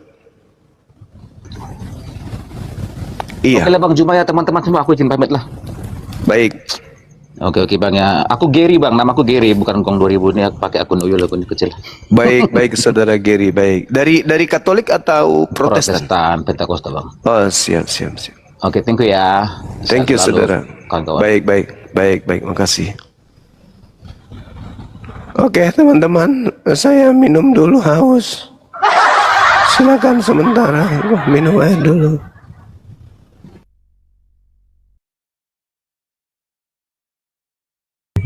Silakan. Karyana, Bunda Rahma monitor. Iya, Ustaz. Karyana, silakan. Karyana. Boleh numpang tidur. Lu sila. Kan udah dengar Bang Juma. Apalagi? Inilah Karyana. Tumpang tidur kan? Ibu Iya, dengerin Karyana. Bang Juma, pembawa tidur. Karyana. Apa? Korban hewan atau korban manusia Ibu Karyana? Gak ada manusia yang dikorbankan. Anak Elohim yang dikorbankan, bro. Yang di tiang salib siapa? Kalian sampai sekarang ngorbankan melulu. Aduh, aku bilang, Fungsinya- aku tadi jujur, aku tadi lupa. Dibilang temanku, ih, Buset, dah aku Bro, dicuekin. jadi besok motong kurban ya? Aduh, aku hari menangis sedunia aku. Pada mati dong semua binatang itu, aku bilang. Terus Kasihan. Yesus di tiang salib itu fungsinya apa? Mati di salib. Kok baru tahu begitu banyaknya berapa SKS itu? Berapa tujuannya kalau nggak dikorbankan? Udah 50 SKS itu Bang Hendi. Bukannya dia korban penebus dosa? Bukan manusia itu. Aduh. Waduh, Dia bukan manusia, tapi bertubuh manusia. oh bukan manusia, tapi bertubuh manusia. Gimana nih bahasa Indonesianya nih? Ntar dulu, saya ambil kunci Inggris Firman dulu. yang menjadi manusia. Ntar dulu, saya ambil kunci Inggris dulu. Saya kunci dongkrak pakai mikir. Bukan manusia, tapi bertubuh manusia. Iya. Gimana cara mikirnya ya? Secara badani manusia. Jadi-jadian nih. Bukan manusia, tapi sebenarnya dia bertubuh manusia gitu ya? Kalian wajib melawan. Gimana caranya itu ya memikirkannya ya? Memang nggak masuk akal lah, nggak lu. Oh, nggak masuk akal. Coba terangkan dulu Bu Karyana, bukan Memang Bang manusia. Hendi harus yang ilmiah. Kita nggak ilmiah, non ilmiah, oke? Sulit untuk diterima akal gitu ya? Iya, sulit lah. Kalau sulit untuk diterima akal, terus bagaimana Makanya mempercayainya? kalian membahas ilmiah, orang membahas vertikal. Gini loh, Keilahian. maksud Ya saya bahas gini loh, Bu. keilahian. Oh, gue dikacangin. Gini loh Bu, kalau sulit untuk diterima akal sehat, bagaimana cara mempercayainya? Ya berdoalah. Hanya Oh, Roh Kudus yang berdoa. menuntun hatimu. Silakan yang lain, Kristen yang lain. Aku mendengar aja dulu, menyimak. Ya. Jadi kesimpulannya Yesus itu dia bukan manusia, tapi bertubuh manusia gitu ya. Iya, dia meninggalkan kemuliaannya lahiriah. Tapi Tuhan dia yang manusia. meninggalkan kemuliaannya. Tapi dia manusia toh. Iya, Bapaknya mengutusnya. Oke. Dia manusia tapi bukan manusia. Susah amat ya mengerti ya. Lama-lama ini Bang Wan gua usir dari Malaysia ini. Iya, baca Yohanes 1 ayat 13. Hai sayang. Bertubuh manusia.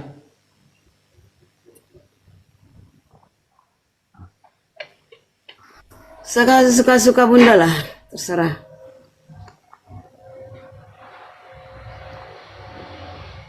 Mau di framing, mau dihina. Kalau saya sama Karyana kabur dia. Sama yang lain aja, lanjut. Orang bunda 11-12 dengan Nora.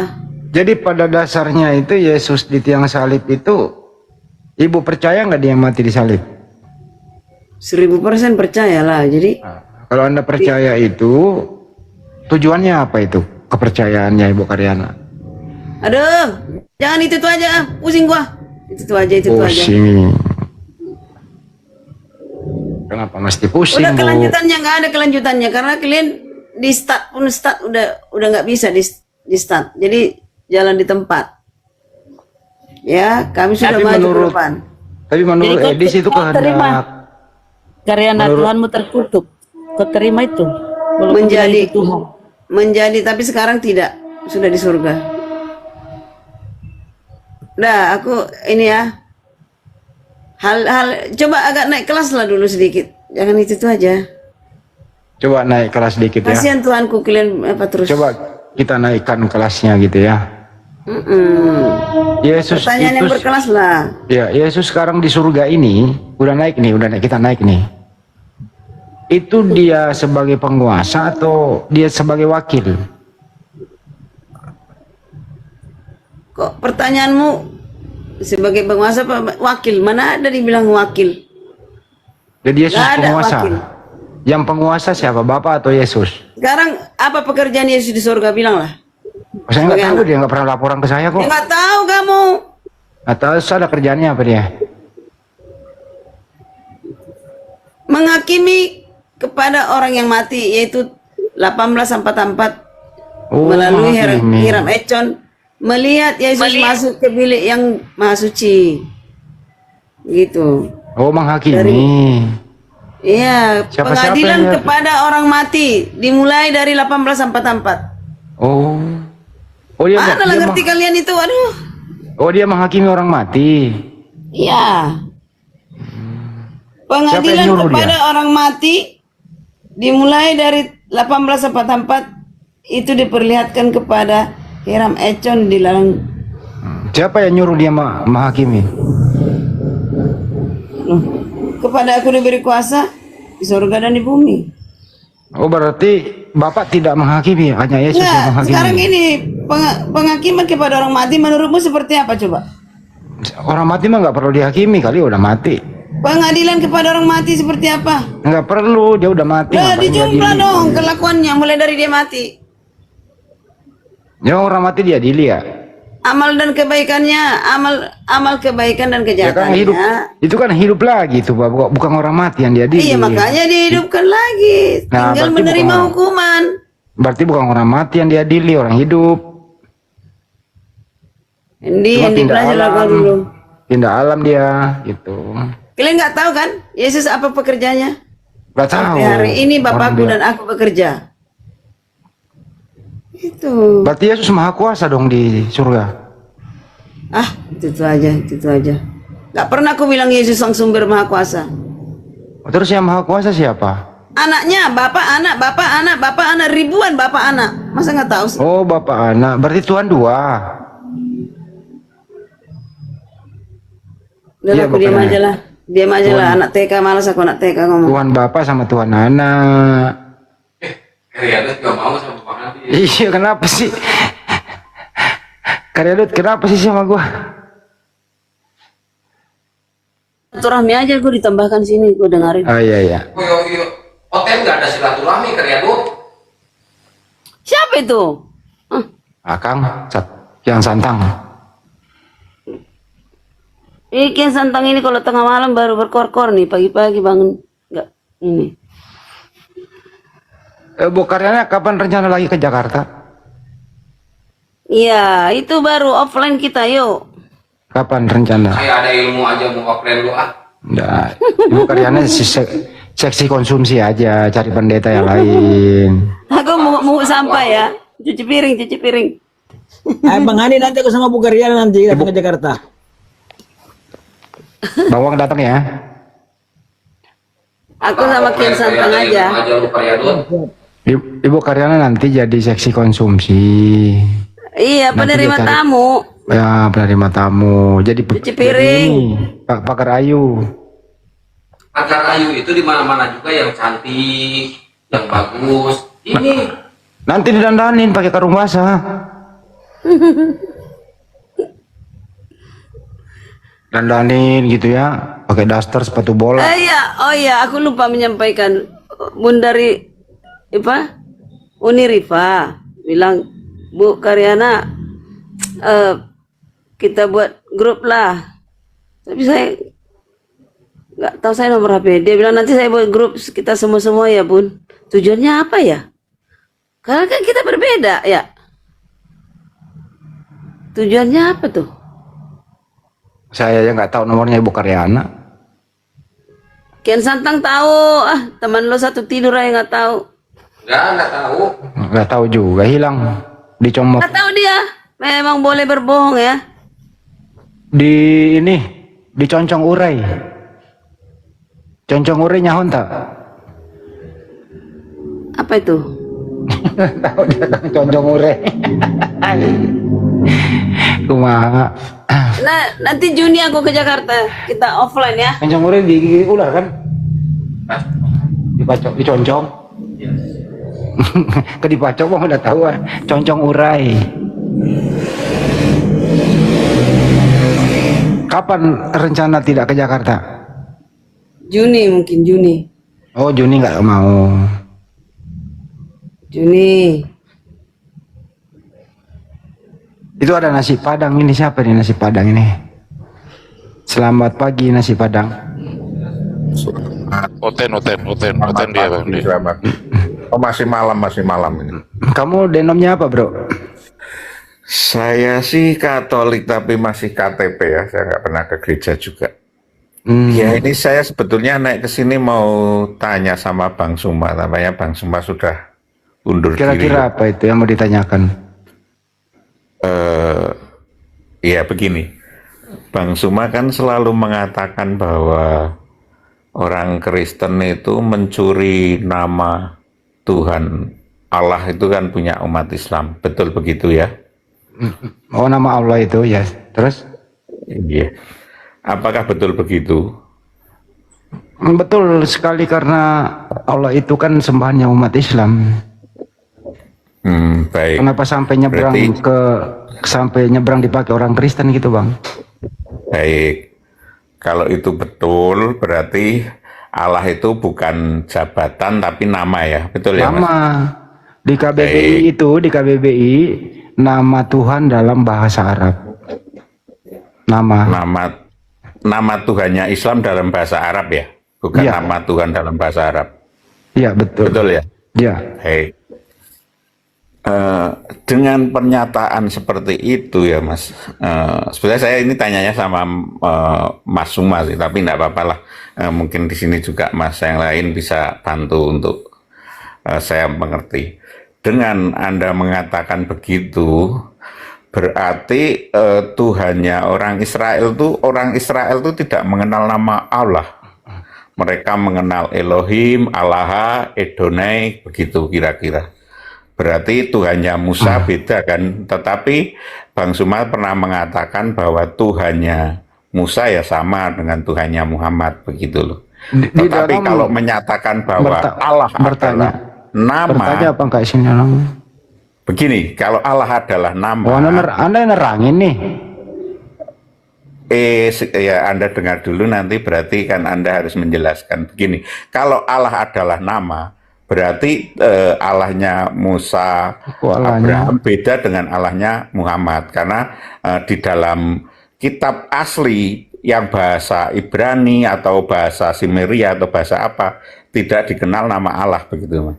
Oke, saya jawab ya. Bang Suma juga menjelaskan kalau nama dipakai dimanapun harus sama. Umpama di Amerika, ini Bang Hendy ya. Kok jadi panjang? Di Amerika tetap Bang Hendy, namanya tetap Handi, begitu loh, tidak bisa berubah. Tetapi kalau di kitab Yahudi, Ibrani maupun kitab Perjanjian Lama itu tidak tahu bahasa apa saja, mungkin bahasa Simeria atau Babylon ya. Itu kan tidak mengenal kata Allah gitu loh. Ya itu sebetulnya yang mau saya tanyakan ke Bang Suma, karena saya menerima keterangan-keterangan ini juga banyak dari Bang Suma begitu, seperti Oten kok nyolong namanya Allah begitu. Dan saya sendiri meyakini begini, Mas. Saya sendiri lebih baik. Oke, silahkan gantian, silakan. Bang Juma ada waktu menjawab nggak? Bang Juma menjawab apa deket nih? Pertama abangku, di Banyuma itu menjelaskan dalam internal Al-Quran. Di situ ada Nabi Musa, Nabi Ibrahim, ya sembahannya Allah Subhanahu wa Ta'ala. Ini internal Islam, Al-Quran. Kalau untuk komparasi mengenai agamanya Judaism, di sana juga itu nggak ada Musa, di sana Moses, Bang. Jadi abang juga kalau ngomong tuh lebih baik belajar dulu. Musa itu diambil dari Al-Quran, di sana itu Moses, gitu ya. Banyuma nggak pernah mengatakan bahwa sembahannya itu, ya, Islam itu atau Allah itu disamakan dengan sembahan mereka, tapi mereka yang menyamakannya. Tapi sifatnya, ya, karena cuma satu sang pencipta, Bang, hanya satu yang pencipta. Mereka itu berbahasa kaumnya. Satu. Kedua, mereka juga berbahasa Ibrani, belum berbahasa Arab. Dan kepercayaan Judaism sampai saat ini itu mereka tidak menyebut nama sembahannya dengan sembarangan. Jarang sekali menyebut sembahan. Aku adalah aku. Tapi ciri-cirinya ada El Shaddai, El Roy, Maha Kuasa, Maha Mengetahui. Sama sifatnya. Karena memang sang pencipta itu satu. Kalau di Al-Quran Allah Subhanahu wa Ta'ala, kalau di mereka sifatnya atau ciri-cirinya disebut itu tadi itu Elohim, Hashem, Yetevafe, dan seterusnya. Karena berbeda bahasa aja. Itu kira-kira dari saya, Abang. Makasih. Mudah-mudahan mengerti. Baik, Mas. Begini, berarti menurut Anda Musa dengan Moses itu orang yang berbeda, Abraham dengan Ibrahim orang yang berbeda atau sama? Saya nggak mau membedakan dan menyamakan. Yang jelas, Anda yang mengambil Musa dari Al-Quran. Mestinya Anda konsisten Mose aja gitu loh. Inilah yang saya disebut. Dengar dulu, Bang. Inilah yang disebut tadi. Saudara-saudara kita Kristen ini menjiplak Al-Quran dipakai di terjemahannya, nggak mau pakai jati diri gitu loh. Kenapa demikian?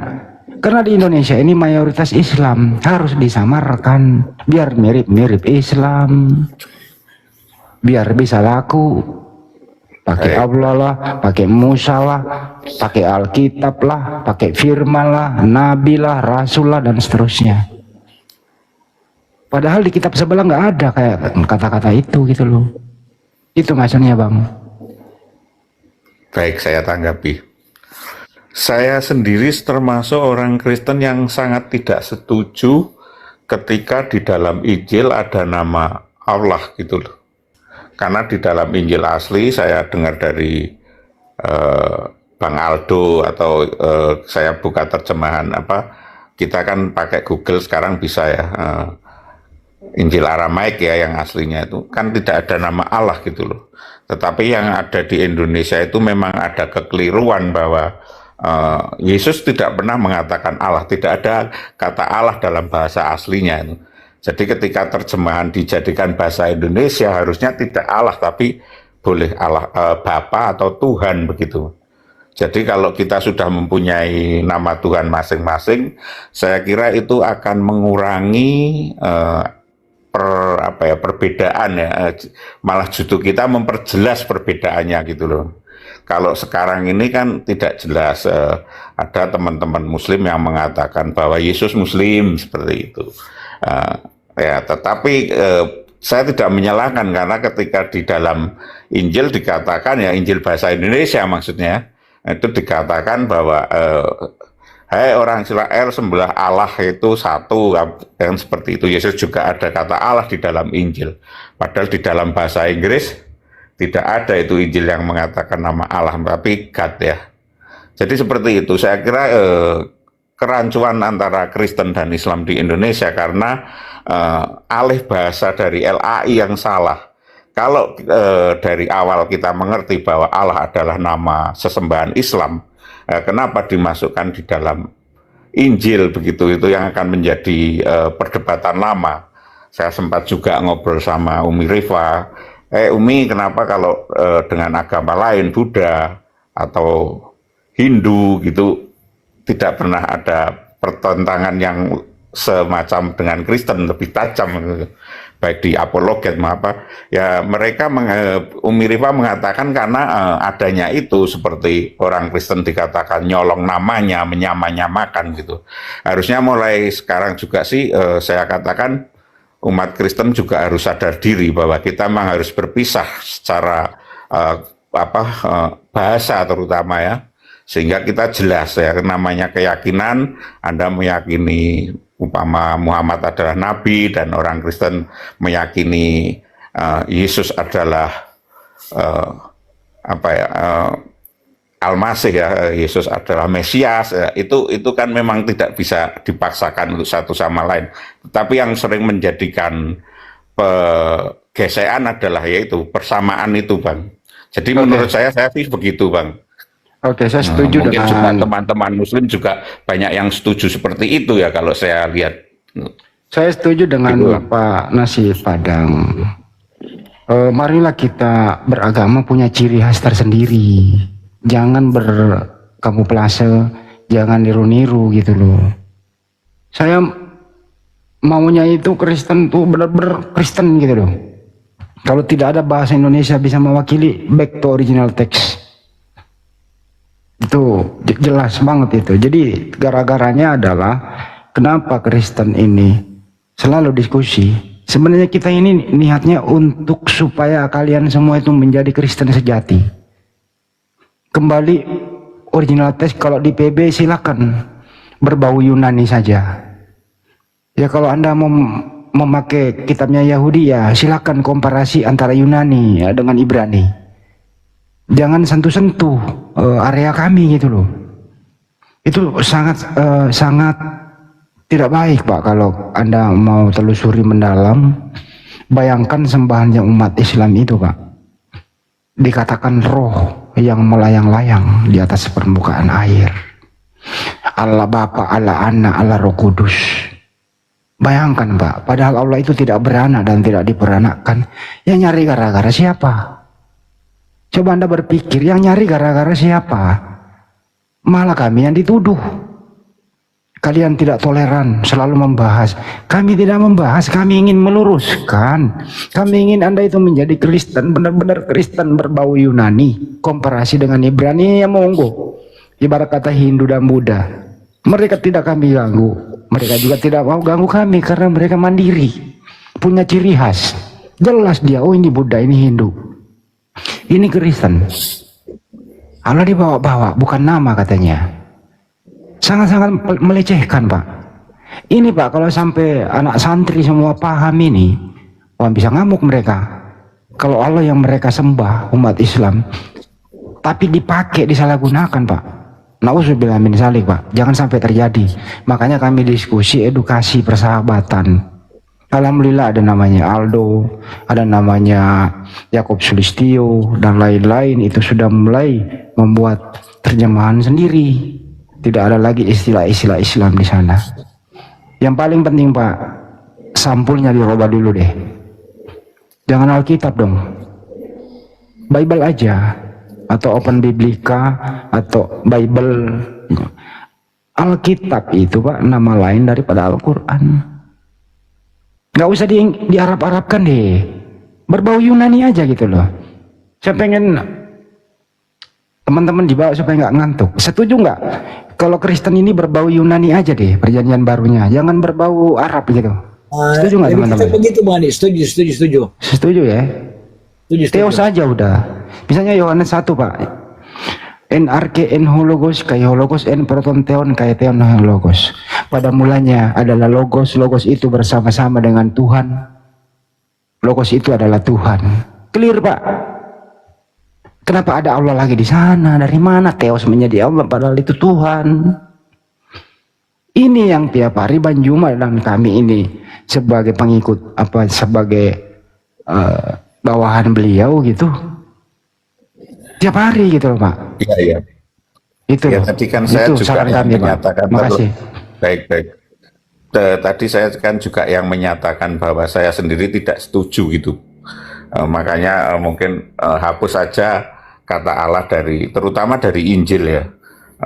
Saya sendiri ketika saya mempelajari perjanjian lama itu kan juga itu banyak itu pengajaran dari orang-orang Yahudi ya, di mana kitab Yahudi itu di dalam perjanjian lama itu kalau menurut saya sendiri tidak masuk akal begitu ketika Allah ya Tuhannya mereka ya Elohim atau apa yang mereka katakan itu dia menjadikan bangsa Israel sebagai bangsa pilihan, sementara bangsa lain bukan bangsa pilihan, berarti kan itu menandakan suatu ketidakadilan ya. Oke lah mereka berkata bahwa itu otoritas dari Tuhan mereka, Tuhan Yahudi.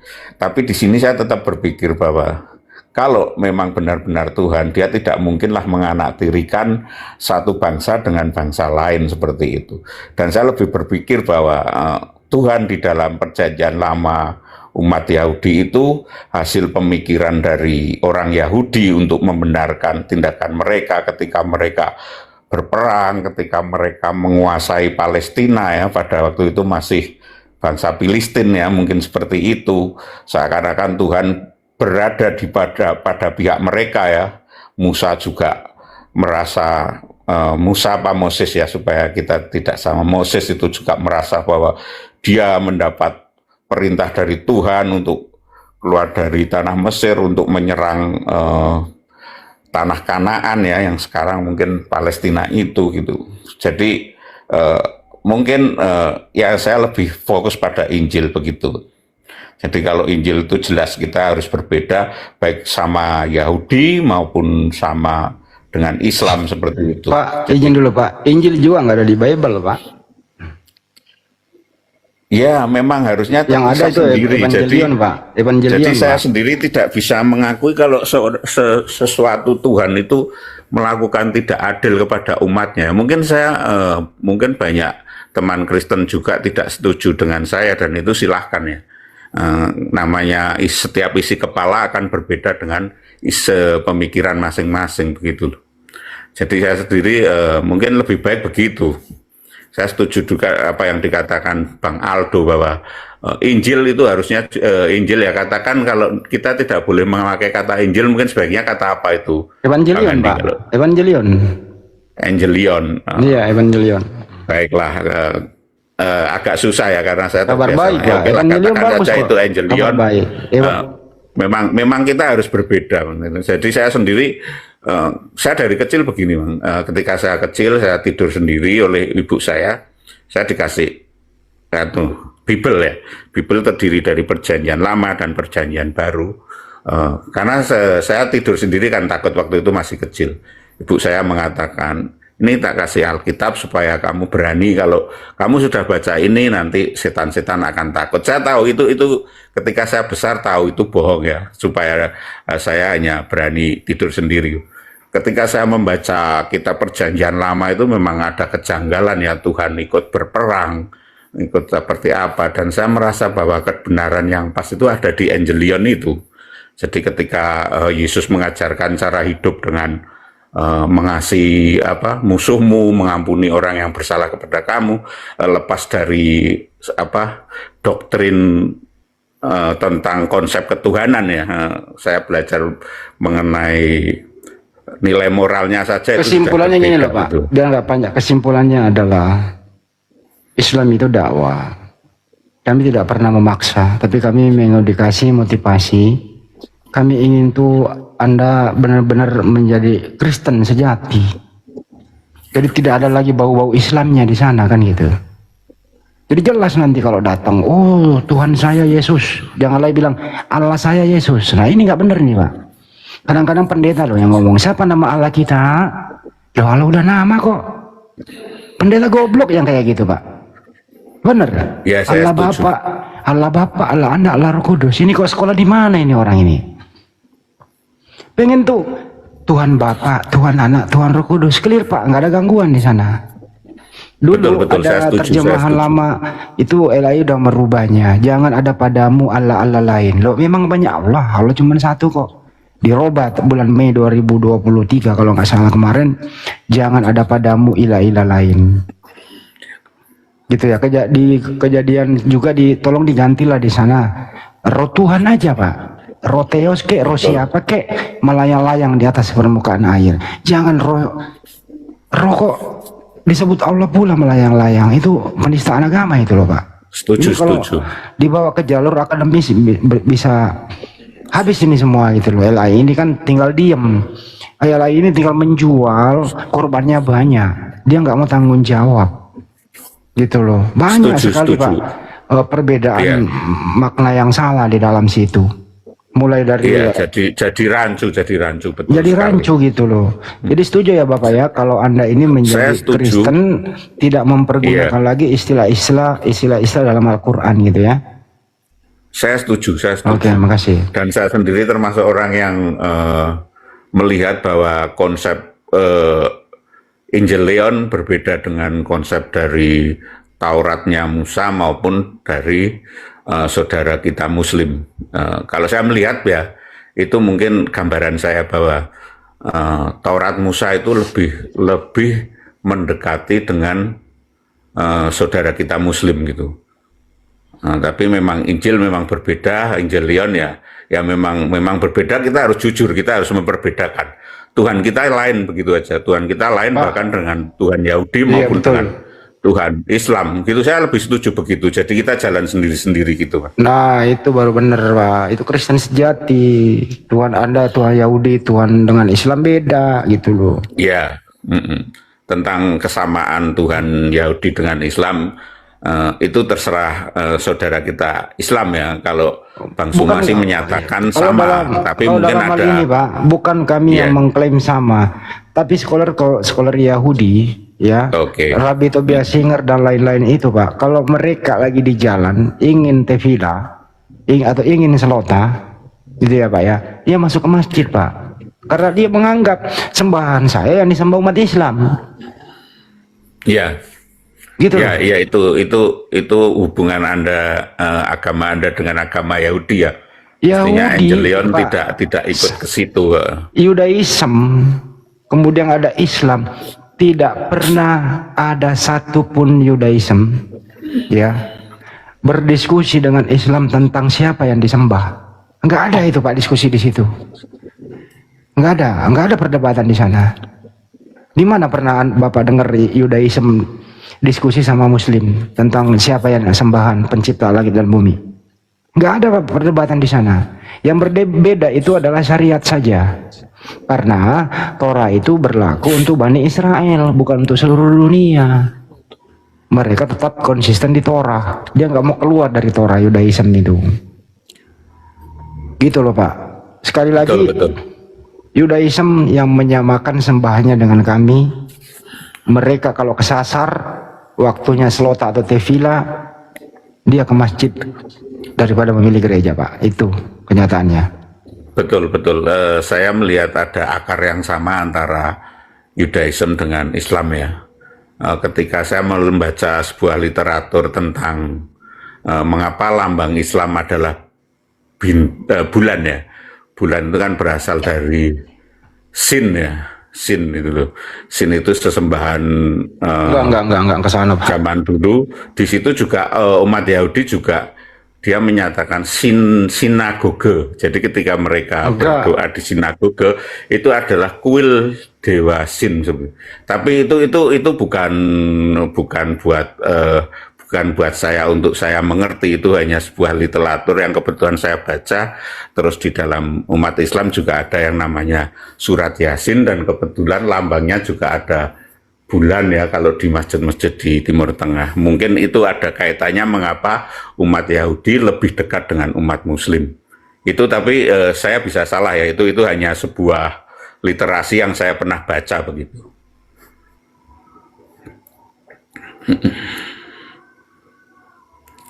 Halo? Iya Pak, ya Pak.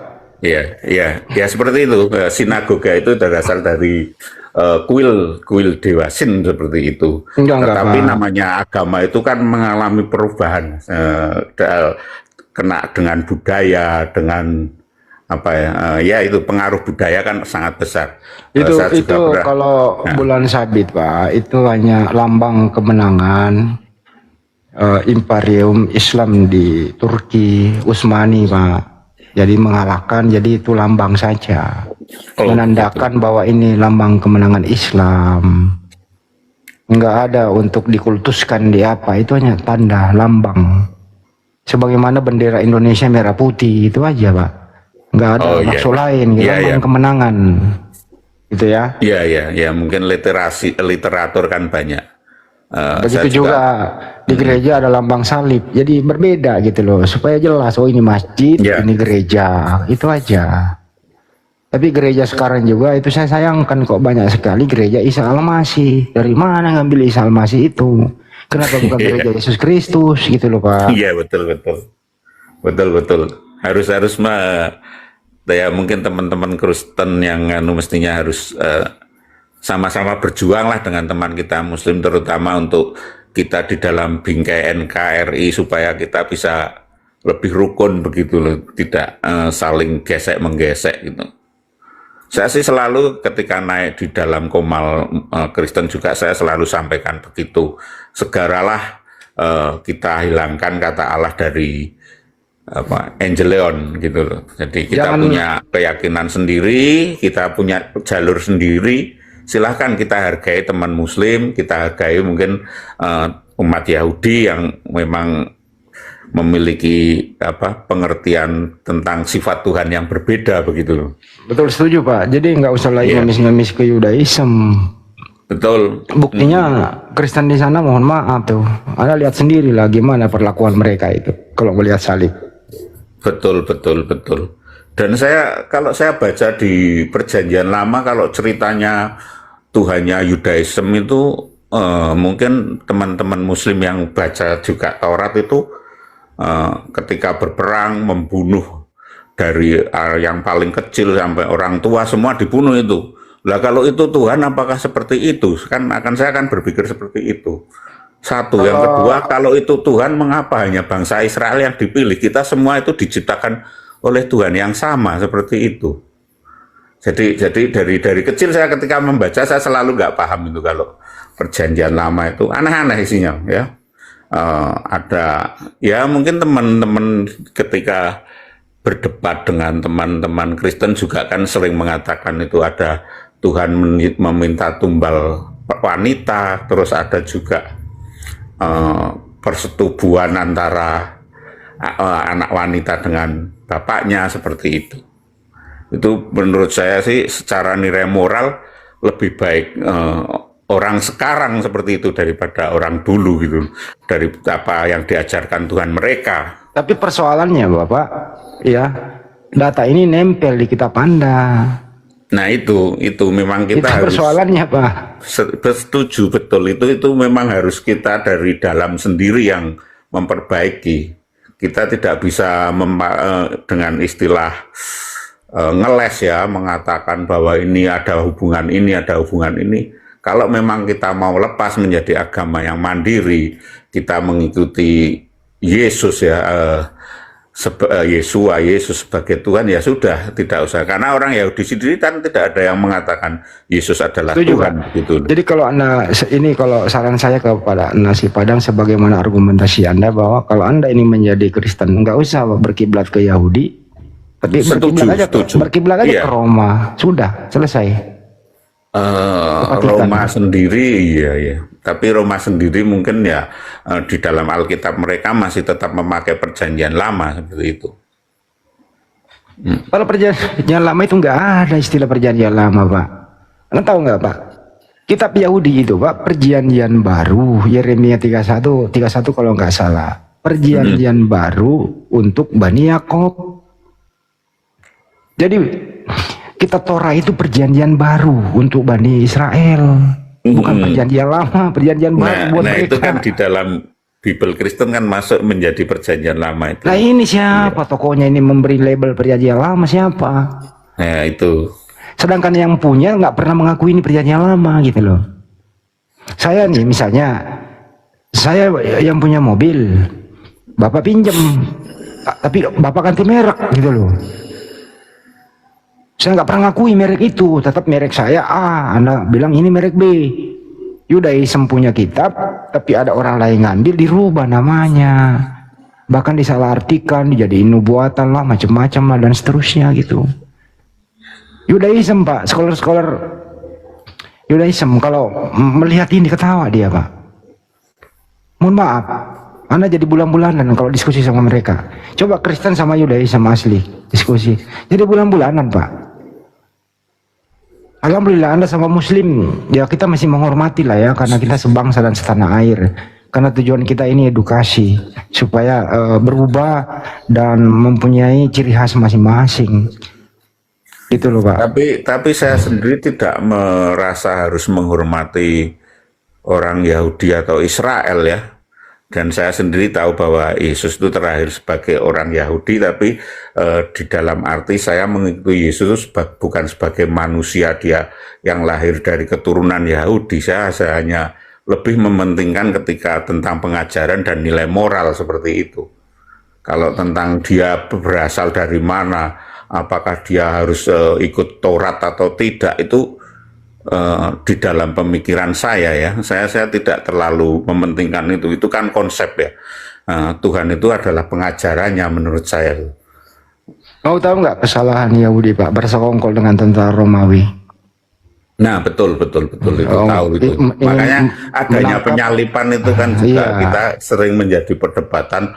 Itu rencana apa ya? Itu rencana orang Yahudi dan rencana orang Romawi gitu. Memang mereka sampai detik ini, Pak, orang Yahudi itu masih berselisih paham siapa yang mereka bunuh. Sampai detik ini mereka nggak terlalu yakin ini anak Maria yang dibunuh atau siapa gitu. Islam datang menjawab, Al-Quran datang menjawab bahwa yang disalib itu bukan Nabi Isa, tapi yang diserupakan. Itulah indahnya Islam, Bapak. Ada jawabannya. Kenapa ciri-ciri orang yang disalib itu bukan orang soleh, bukan orang yang disalib itu ya pasti pengkhianat, Pak. Yesua Masya itu orang baik, orang soleh, disayangi Tuhan, dikaruniai Tuhan, dilindungi oleh Tuhan. Semalaman di Bukit Getsemani berdoa, karena kesolehannya doanya didengarkan, diselamatkan dari kematian. Nah, Yesus yang mana ini yang mereka tangkap ini gitu loh. Ya gini Mas, kalau menurut iman Kristen memang itu Yesus yang dibunuh dalam arti bukan rencana Tuhan tetapi rencana iblis ya. Terkadang Tuhan juga mengizinkan sesuatu hal yang buruk terjadi kepada kita. Mohon maaf misalnya saja ketika Nabi Muhammad itu diracun oleh seorang wanita, bukan berarti itu rencana Tuhan supaya Nabi Muhammad diracun, tetapi memang iblis akan selalu melawan kebaikan yang dirancangkan oleh Tuhan. Karena di dalam Injil sendiri dikatakan, inilah anakku yang kukasihi, dengarkanlah dia. Seharusnya kita mendengar, tetapi orang Yahudi karena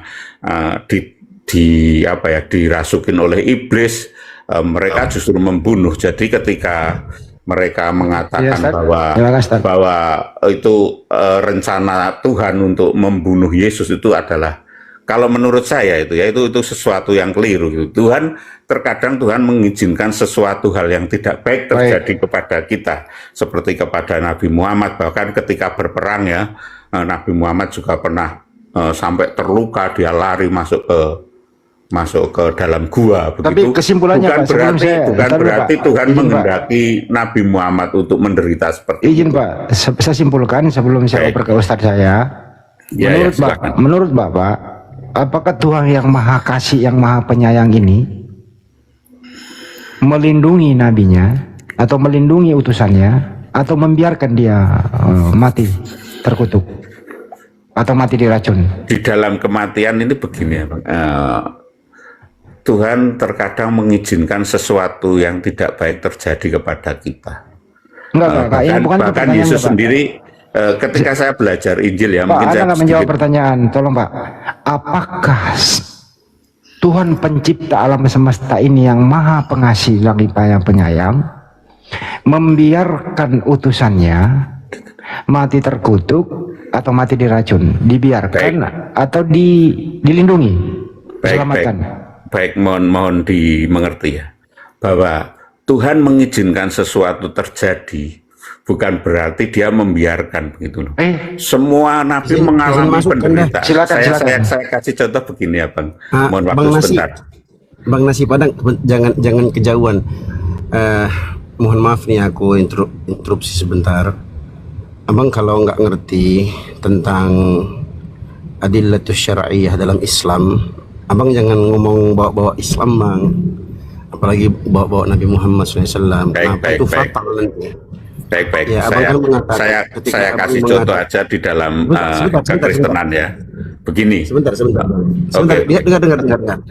Ketika abang mengatakan Nabi Muhammad SAW itu terluka di perang, atau Nabi Muhammad SAW itu pernah disihir, kalau mengatakan itu bukan takdir Allah, bukan takdir Tuhan, itu keliru Bang. Jadi abang jangan nyerempet ke Islam. Aku sarankan begitu. Kenapa? Saya usahakan untuk tidak menyerempet. Baik. Ya, kalau abang saya kira ini ranah diskusi Bang. Jadi tetapi ketika Anda tidak berkenan untuk saya ke situ, saya akan tidak ke situ. Gini, saya kasih contoh aja begini. Ya, sebentar Bang. Iya, silakan. Boleh abang nyerempet ke Islam, tapi abang wajib mempertanggungjawabkan serempetan itu. Gimana? Setuju? Ya, oke. Baik, saya berusaha untuk tidak menyinggung teman-teman Muslim ya. Saya kasih contoh aja Nabi Yusuf ya. Yusuf kan ada di cerita agama saya. Tuhan membiarkan dia ya, ketika saudara-saudaranya iri kepada Yusuf, ia dimasukkan ke dalam sumur.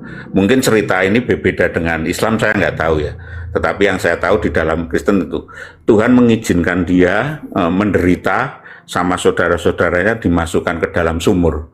Bukan berarti Tuhan membiarkan dia tidak mengasihi dia, tetapi memang ada rencana Tuhan melalui hal yang tidak baik. Begitu pula ketika Yesus disalib itu ada rencana Tuhan, yaitu ketaatan Yesus yang membuat dia menjadi mulia, bukan karena Yesus disalib itu mulia, enggak, tapi ketaatan dia ketika dia sampai mati, dia mengajarkan kasihilah sesamamu manusia seperti dirimu sendiri, dan berdoalah bagi orang yang menganiaya kamu. Ketika dia di atas kayu salib, dia tetap mengatakan, ya Bapa, ampunilah mereka sebab mereka tidak tahu apa yang mereka perbuat.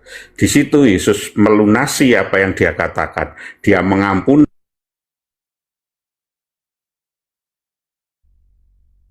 Bisa mengampuni Tuhanmu, Pak. Ya, nggak usah turun ke bumi mati konyol. Mengampuni. Ya, izin aku tanggapi. Dengar ya. Bang Nasi Padang. Silakan, Ustaz. Bang Nasi Padang, apakah? Ya, silakan. Monggo. Bang Nasi Padang, apakah dalam agama abang bahwa ada sesuatu yang tidak ditakdirkan oleh Tuhan? Ada nggak? Sesuatu Tuhan mengizinkan ya. Kalau di dalam bahasa yang saya mengerti, Tuhan mengizinkan sesuatu hal yang tidak baik itu bisa terjadi pada kita, karena iblis memang diberi kuasa untuk mencobai manusia. Bukan itu pertanyaanku, Bang. Maaf, sekali lagi saya ulangi pertanyaan saya. Apakah dalam agama abang ada sesuatu yang tidak ditakdirkan oleh Tuhan? Takdir itu maksudnya ditentukan oleh Tuhan. Ada. Kalau menurut saya ya, Anda tanya kepada saya ya, tanpa saya harus pakai dalil agama ya, saya katakan ada. Nggak bisa begitulah Bang. Kalau abang bilang ada, tunjukkan dalilnya. Begini Bang. Kalau ada, baik. tunjukkan dalilnya. Jangan abang. Saya jujur tidak mengerti dan belum belajar itu. Tetapi secara logika saya, kalau hari ini seorang yang mati bunuh diri, saya tidak mungkin mengerti dan saya tidak mungkin membenarkan bahwa itu sudah takdir Tuhan bahwa orang itu bunuh diri. Apakah Tuhan menakdirkan sesuatu yang buruk kepada umatnya? Seperti itu, Bang. Jadi itu bukan takdir Tuhan ya. Tidak semua apa yang terjadi itu menjadi takdir Tuhan gitu. Ya, kalau bukan takdir Tuhan, takdir siapa? Ya orang itu mencari takdirnya sendiri. Jadi beginilah, kita kasih contoh orang yang bunuh diri. Kalau itu sudah takdir Tuhan, berarti kita tidak bisa menyalahkan orang yang bunuh diri. Ah ya itu namanya takdir Tuhan. Akan seperti itu. Itu nanti kalau kita mengatakan semua adalah takdir, semua akan menjadi kita tidak punya tanggung jawab. Mungkin Bang Dio Pratama atau yang di sini, oh saya sudah takdir menjadi Islam dan saya sendiri akan mengatakan, oh saya sudah takdir menjadi Kristen. Saya nggak salah karena itu takdir. Akan menjadi seperti itu, Bang. Jadi kalau kita menyatakan kita itu sudah takdir, secara tidak sadar itu kita menyalahkan Tuhan gitu. Ketika jadi kita miskin, ketika kita miskin, kita tidak berdaya. Berarti Anda ingin menyatakan bahwa ada selain Tuhan dalam agamanya Abang, ada selain Tuhan yang bisa menakdirkan takdir makhluknya. Berat ini bang. Makanya aku bilang tadi, Abang jangan nyerempet ke Islam. Saya tidak mau menyerempet ke Islam ya. Gimana saya menyerempet? Begini. Ketika dengarkan. Ya silakan. Edukasi aja. Makanya ketika pertanyaan ini diajukan ke Abang Ajat, takdir seluk beluk dan rincian takdir dalam agama Abang aja Abang nggak bisa jawab. Apalagi Abang mengatakan saya belum pernah pelajari, nggak tahu dalilnya. Itu berbahaya sekali, Bang. Makanya nanti akan melahirkan jawaban-jawaban yang kontradiksi dengan akal sehat. Itu poin yang pertama. Poin yang kedua, kalau Abang dengar, sabar. Silakan. Poin yang kedua, ketika Abang sudah masuk ke dalam Islam, ini lebih gabrul lagi nanti. Lebih gabrul. Karena dalam Islam itu, Bang, semua bisa dicerna dengan akal sehat dan itu masuk akal. Dan tidak ada satupun ayat-ayat suci Al-Quran atau hadis-hadis yang sahih dari Rasulullah kami, Nabi Muhammad SAW, yang kontradiksi dengan akal sehat. Itu nggak ada, Bang. Nah, makanya tadi aku ingatkan, Abang mengatakan Nabi Muhammad disihir, Nabi Muhammad SAW itu terluka di perang. Itu bukan takdir Tuhan, itu keliru besar, Bang. Keliru besar. Baik. Saya tadi menarik tentang ucapan saya tentang Nabi Muhammad ya. Saya ganti dengan contoh Nabi Yusuf yang dianiaya saudaranya itu, Bang, supaya teman-teman Muslim mendengar lebih nyaman mungkin. Ya, Nabi Yusuf contoh aja si Paulus atau siapa gitu loh. Iya, Nabi Yusuf itu ada di dalam kitab saya. Nabi Yusuf dalam kitab Abang masuk sumur. Iya, dia di itu, Bang. Jadi dia dibenci saudara-saudaranya, dia dimasukkan ke sumur. Ya? Terus ini ceritanya begitu. Terus ada musafir, dia ditemukan musafir, dia ditolong, dia dijadikan budak, dijual oleh musafir itu kepada keluarga Potifar. Itu yang saya baca dari masuk sumur. Tadi kan Abang bilang masuk sumur. Iya, masuk sumur karena itu dimasukkan oleh saudara-saudaranya. Oh ya, berarti ada ayat itu dalam sumur. Itu cerita, Bang. Kalau mungkin yang teman-teman lain. Nah itu Abang ini ngomong tentang agamanya aja suka-sukanya, Bang. Dia tolak Musa. Sekalinya mengutip kisah Nabi Yusuf, dia lari ke perjanjian lama. Tadi kau tolak itu Tuhan Musa. Inilah Kristen, teman-teman. Inilah Kristen. Jadi Kristen itu dia bisa mengambil ayat-ayat di Bibelnya, kemudian dia implementasikan sesuai dengan hawa nafsunya, atau dia bercerita sekehendaknya. Begitu ditanya dalilnya nggak tahu dalilnya. Inilah Kristen. Kalau dalam Islam nggak bisa begitu. Gini Bang Dio, bukan saya nggak tahu dalilnya. Kalau kita cari, kita waktunya banyak, pasti ada itu cerita itu. Nggak bisa gitu lah. Di taruhan berapa cerita Nabi Yusuf di dalam perjanjian lama itu pasti ada. Dan teman-teman nggak bisa Abang ngomong gitu, Bang. Ini komal diskusi Abangku. Abang ini sedang berhadapan dengan orang-orang yang berilmu, orang-orang yang profesional dalam dunia perdebatan lintas agama. Nah, di sampingnya Abang itu guru besar kami, itu abang kami, orang tua kami. Abang ngomong begitu, itu sama aja abang tidak menghormati kapasitas dan kapabilitas beliau. Apalagi di room ini banyak nih, ada guru-guru kita semua di sini. Ketika abang berbicara pasti ada, ya itu bukan diskusi namanya abangku. Baik. Kalau harus saya carikan nanti. Ya, carikan dulu datanya. Baru abang. Ada mesti. Dan intinya tadi yang saya katakan mengenai takdir ya, kita itu manusia, tetap kita itu diberi pilihan. Tuhan menginginkan kita itu yang baik selalu ya, seperti apa yang dilakukan Yesus, contoh di dalam kehidupan Yesus, ketika kita dianiaya, kita dihina, kita tidak boleh membalas, bahkan kita mendoakan. Tetapi ketika saya mungkin diperlakukan seperti itu, saya tidak mungkin bisa melakukan hal yang sama seperti Yesus begitu. Jadi mohon maaf, ini saya di-mute. Halo.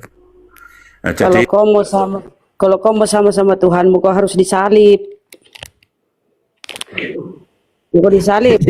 Bang, aku izin bertanya, Bang Nasi Padang. Kalau abang cinta Yesus kan, Bang? Ya, saya cinta Yesus dengan segala nilai moral yang dia ajarkan sih. Meskipun kalau saya tidak bisa melakukan hal yang sama. Ketika saya dihina, saya pasti marah. Saya akan berusaha membalas. Kalau seandainya abang, ini seandainya ya, kita tes sebesar apa cinta abang ke Yesus. Kalau seandainya abang berada di zaman dan tempat penyaliban, apakah abang akan selamatkan Yesus atau abang biarkan Yesus mati di salib? Begini, ya, ketika pada masa itu ya, masa atau orang banyak kan meyakini bahwa Yesus itu menghujat Tuhan, ya. Jadi dia mengaku bahwa dia orang Yahudi menyatakan dia itu mengaku bahwa dia itu Tuhan. Bang, bukan itu pertanyaanku, Bang. Pertanyaanku bukan itu, pertanyaanku, abang kan cinta Yesus. Nah, saya pengen tahu sejauh dan sebesar apa kecintaan abang terhadap Yesus itu. Nanti abang bisa tanyakan. Nanti abang bisa tanya, dengarkan. Nanti abang bisa tanyakan komparasi pertanyaan yang serupa terhadap Nabi yang kami cintai. Oke? Nah, sekarang ku tanya abang, kalau seandainya abang berada di tempat dan zaman penyaliban, apakah abang menyelamatkan Yesus atau abang membiarkan Yesus mati di salib? Itu kalau saya sebagai manusia di zaman sekarang atau ketika saya manusia di zaman dulu. Kalau saya lahir pada zaman dulu ya saya tentu saja mungkin bisa saja menjadi bagian dari orang Yahudi yang akan marah kepada Yesus. Oh, ini menghujat gitu. Tetapi kalau saya menjadi orang yang sekarang dari Bang ini dari tadi khotbah kayak orang di gereja, ini bukan gereja, Bang. Abang jawab pertanyaannya. Mohon maaf, Bang. Ini sudah sekarang, tidak kondusif. Saya selalu hormat, saya selalu tapi saya merasa abang tidak menjawab pertanyaan sesuai dengan konteks pertanyaannya. Yang saya tanyakan abangnya. Abang ini kan tadi cinta Yesus. Nah, kalau abang cinta Yesus, implementasi cinta itu seperti apa? Sedalam apa? Sebesar apa? Nah, contohnya, saya belajar, kalau abang berada di zaman penyaliban dan tempat penyaliban, apakah abang akan ikut menyelamatkan Yesus? Saya tidak bisa menjawab karena saya tidak di zaman itu. Saya tidak bisa menjawab karena saya tidak di zaman itu, Bang. Gimana saya bisa jawab? Saya tidak di zaman itu, gitu loh. Kalau saya sekarang kan saya sudah tahu. Kalau dulu mungkin saya juga seperti orang-orang ahli Taurat yang mereka hanya berdoa. Sebentar, Abang. Abang tidak bisa menjawab itu karena abang tahu. Abang mau jawab selamatkan atau tidak selamatkan pasti mentok, pasti akan menyentuh iman abang dan abang akan terguncang di situ. Kalau abang menjawab ikut menyalibkan Yesus, abang salah. Kalau abang menjawab abang selamatkan Yesus pun salah juga. Berarti ada sesuatu yang keliru dalam konsep keimanannya abang itu tentang penyaliban itu. Makanya abang nggak mau jawab. Baik, begini, Bang. Kalau beda kami, Bang. Beda kalau kami, Bang. Coba saya jawab ya. Nah, coba. Apakah saya ulangi pertanyaannya? Abang tadi mengatakan abang cinta kepada Yesus dan abang rela mengorbankan apapun dan itu segala macam. Sekarang pertanyaannya, kita tes implementasi cinta abang kepada Yesus itu seperti apa? Sebesar apa dan sedalam apa? Contoh, seandainya, ini seandainya bang, kita nggak back to the future, nggak paling ke sana nggak. Ini seandainya kita mau tes kecintaan abang, benar nggak? Apakah benar-benar kalian ini mencintai Yesus atau sekedar di mulut aja? Seperti kebanyakan teman-teman Kristen yang lain. Baik. Hanya mengklaim kasih, tapi ternyata saya sudah tahu bertentangan dengan kasih. Iya, sekarang coba jawab pertanyaan saya. Kalau seandainya abang berada di zaman dan tempat penyaliban Yesus, apakah abang menyelamatkan Yesus atau abang akan ikut menyalibkan Yesus? Jawab. Karena saya sudah tahu, saya dari orang tahun 2026, saya akan membela Yesus. Tetapi ingat ya, ini mohon didengar dulu. Oke, sudah. Mohon, saya kasih keterangan dulu. Tenang Bang. Sabar. Tetapi ingat, ketika Yesus mau dibela oleh Petrus, ya kan, Yesus mengatakan, "Nyalah kau iblis," gitu loh. Karena iblis itu tidak tahu apa yang menjadi rancangan Tuhan. Gitu loh. Petrus ingin membela, gitu loh. Tapi Yesus tidak mau karena dia mengerti bahwa Allah menghendaki dia taat sampai mati sehingga dia bisa mengatakan di kayu salib, "Ya Bapa, ampunilah mereka sebab mereka tidak tahu apa yang mereka perbuat." Dan itu adalah salah satu bukti ketika Tuhan mengatakan, "Berdoalah bagi orang yang menganiaya kamu." Akan seperti itu. Saya yakin saya juga akan dibentak oleh Yesus. Begitu.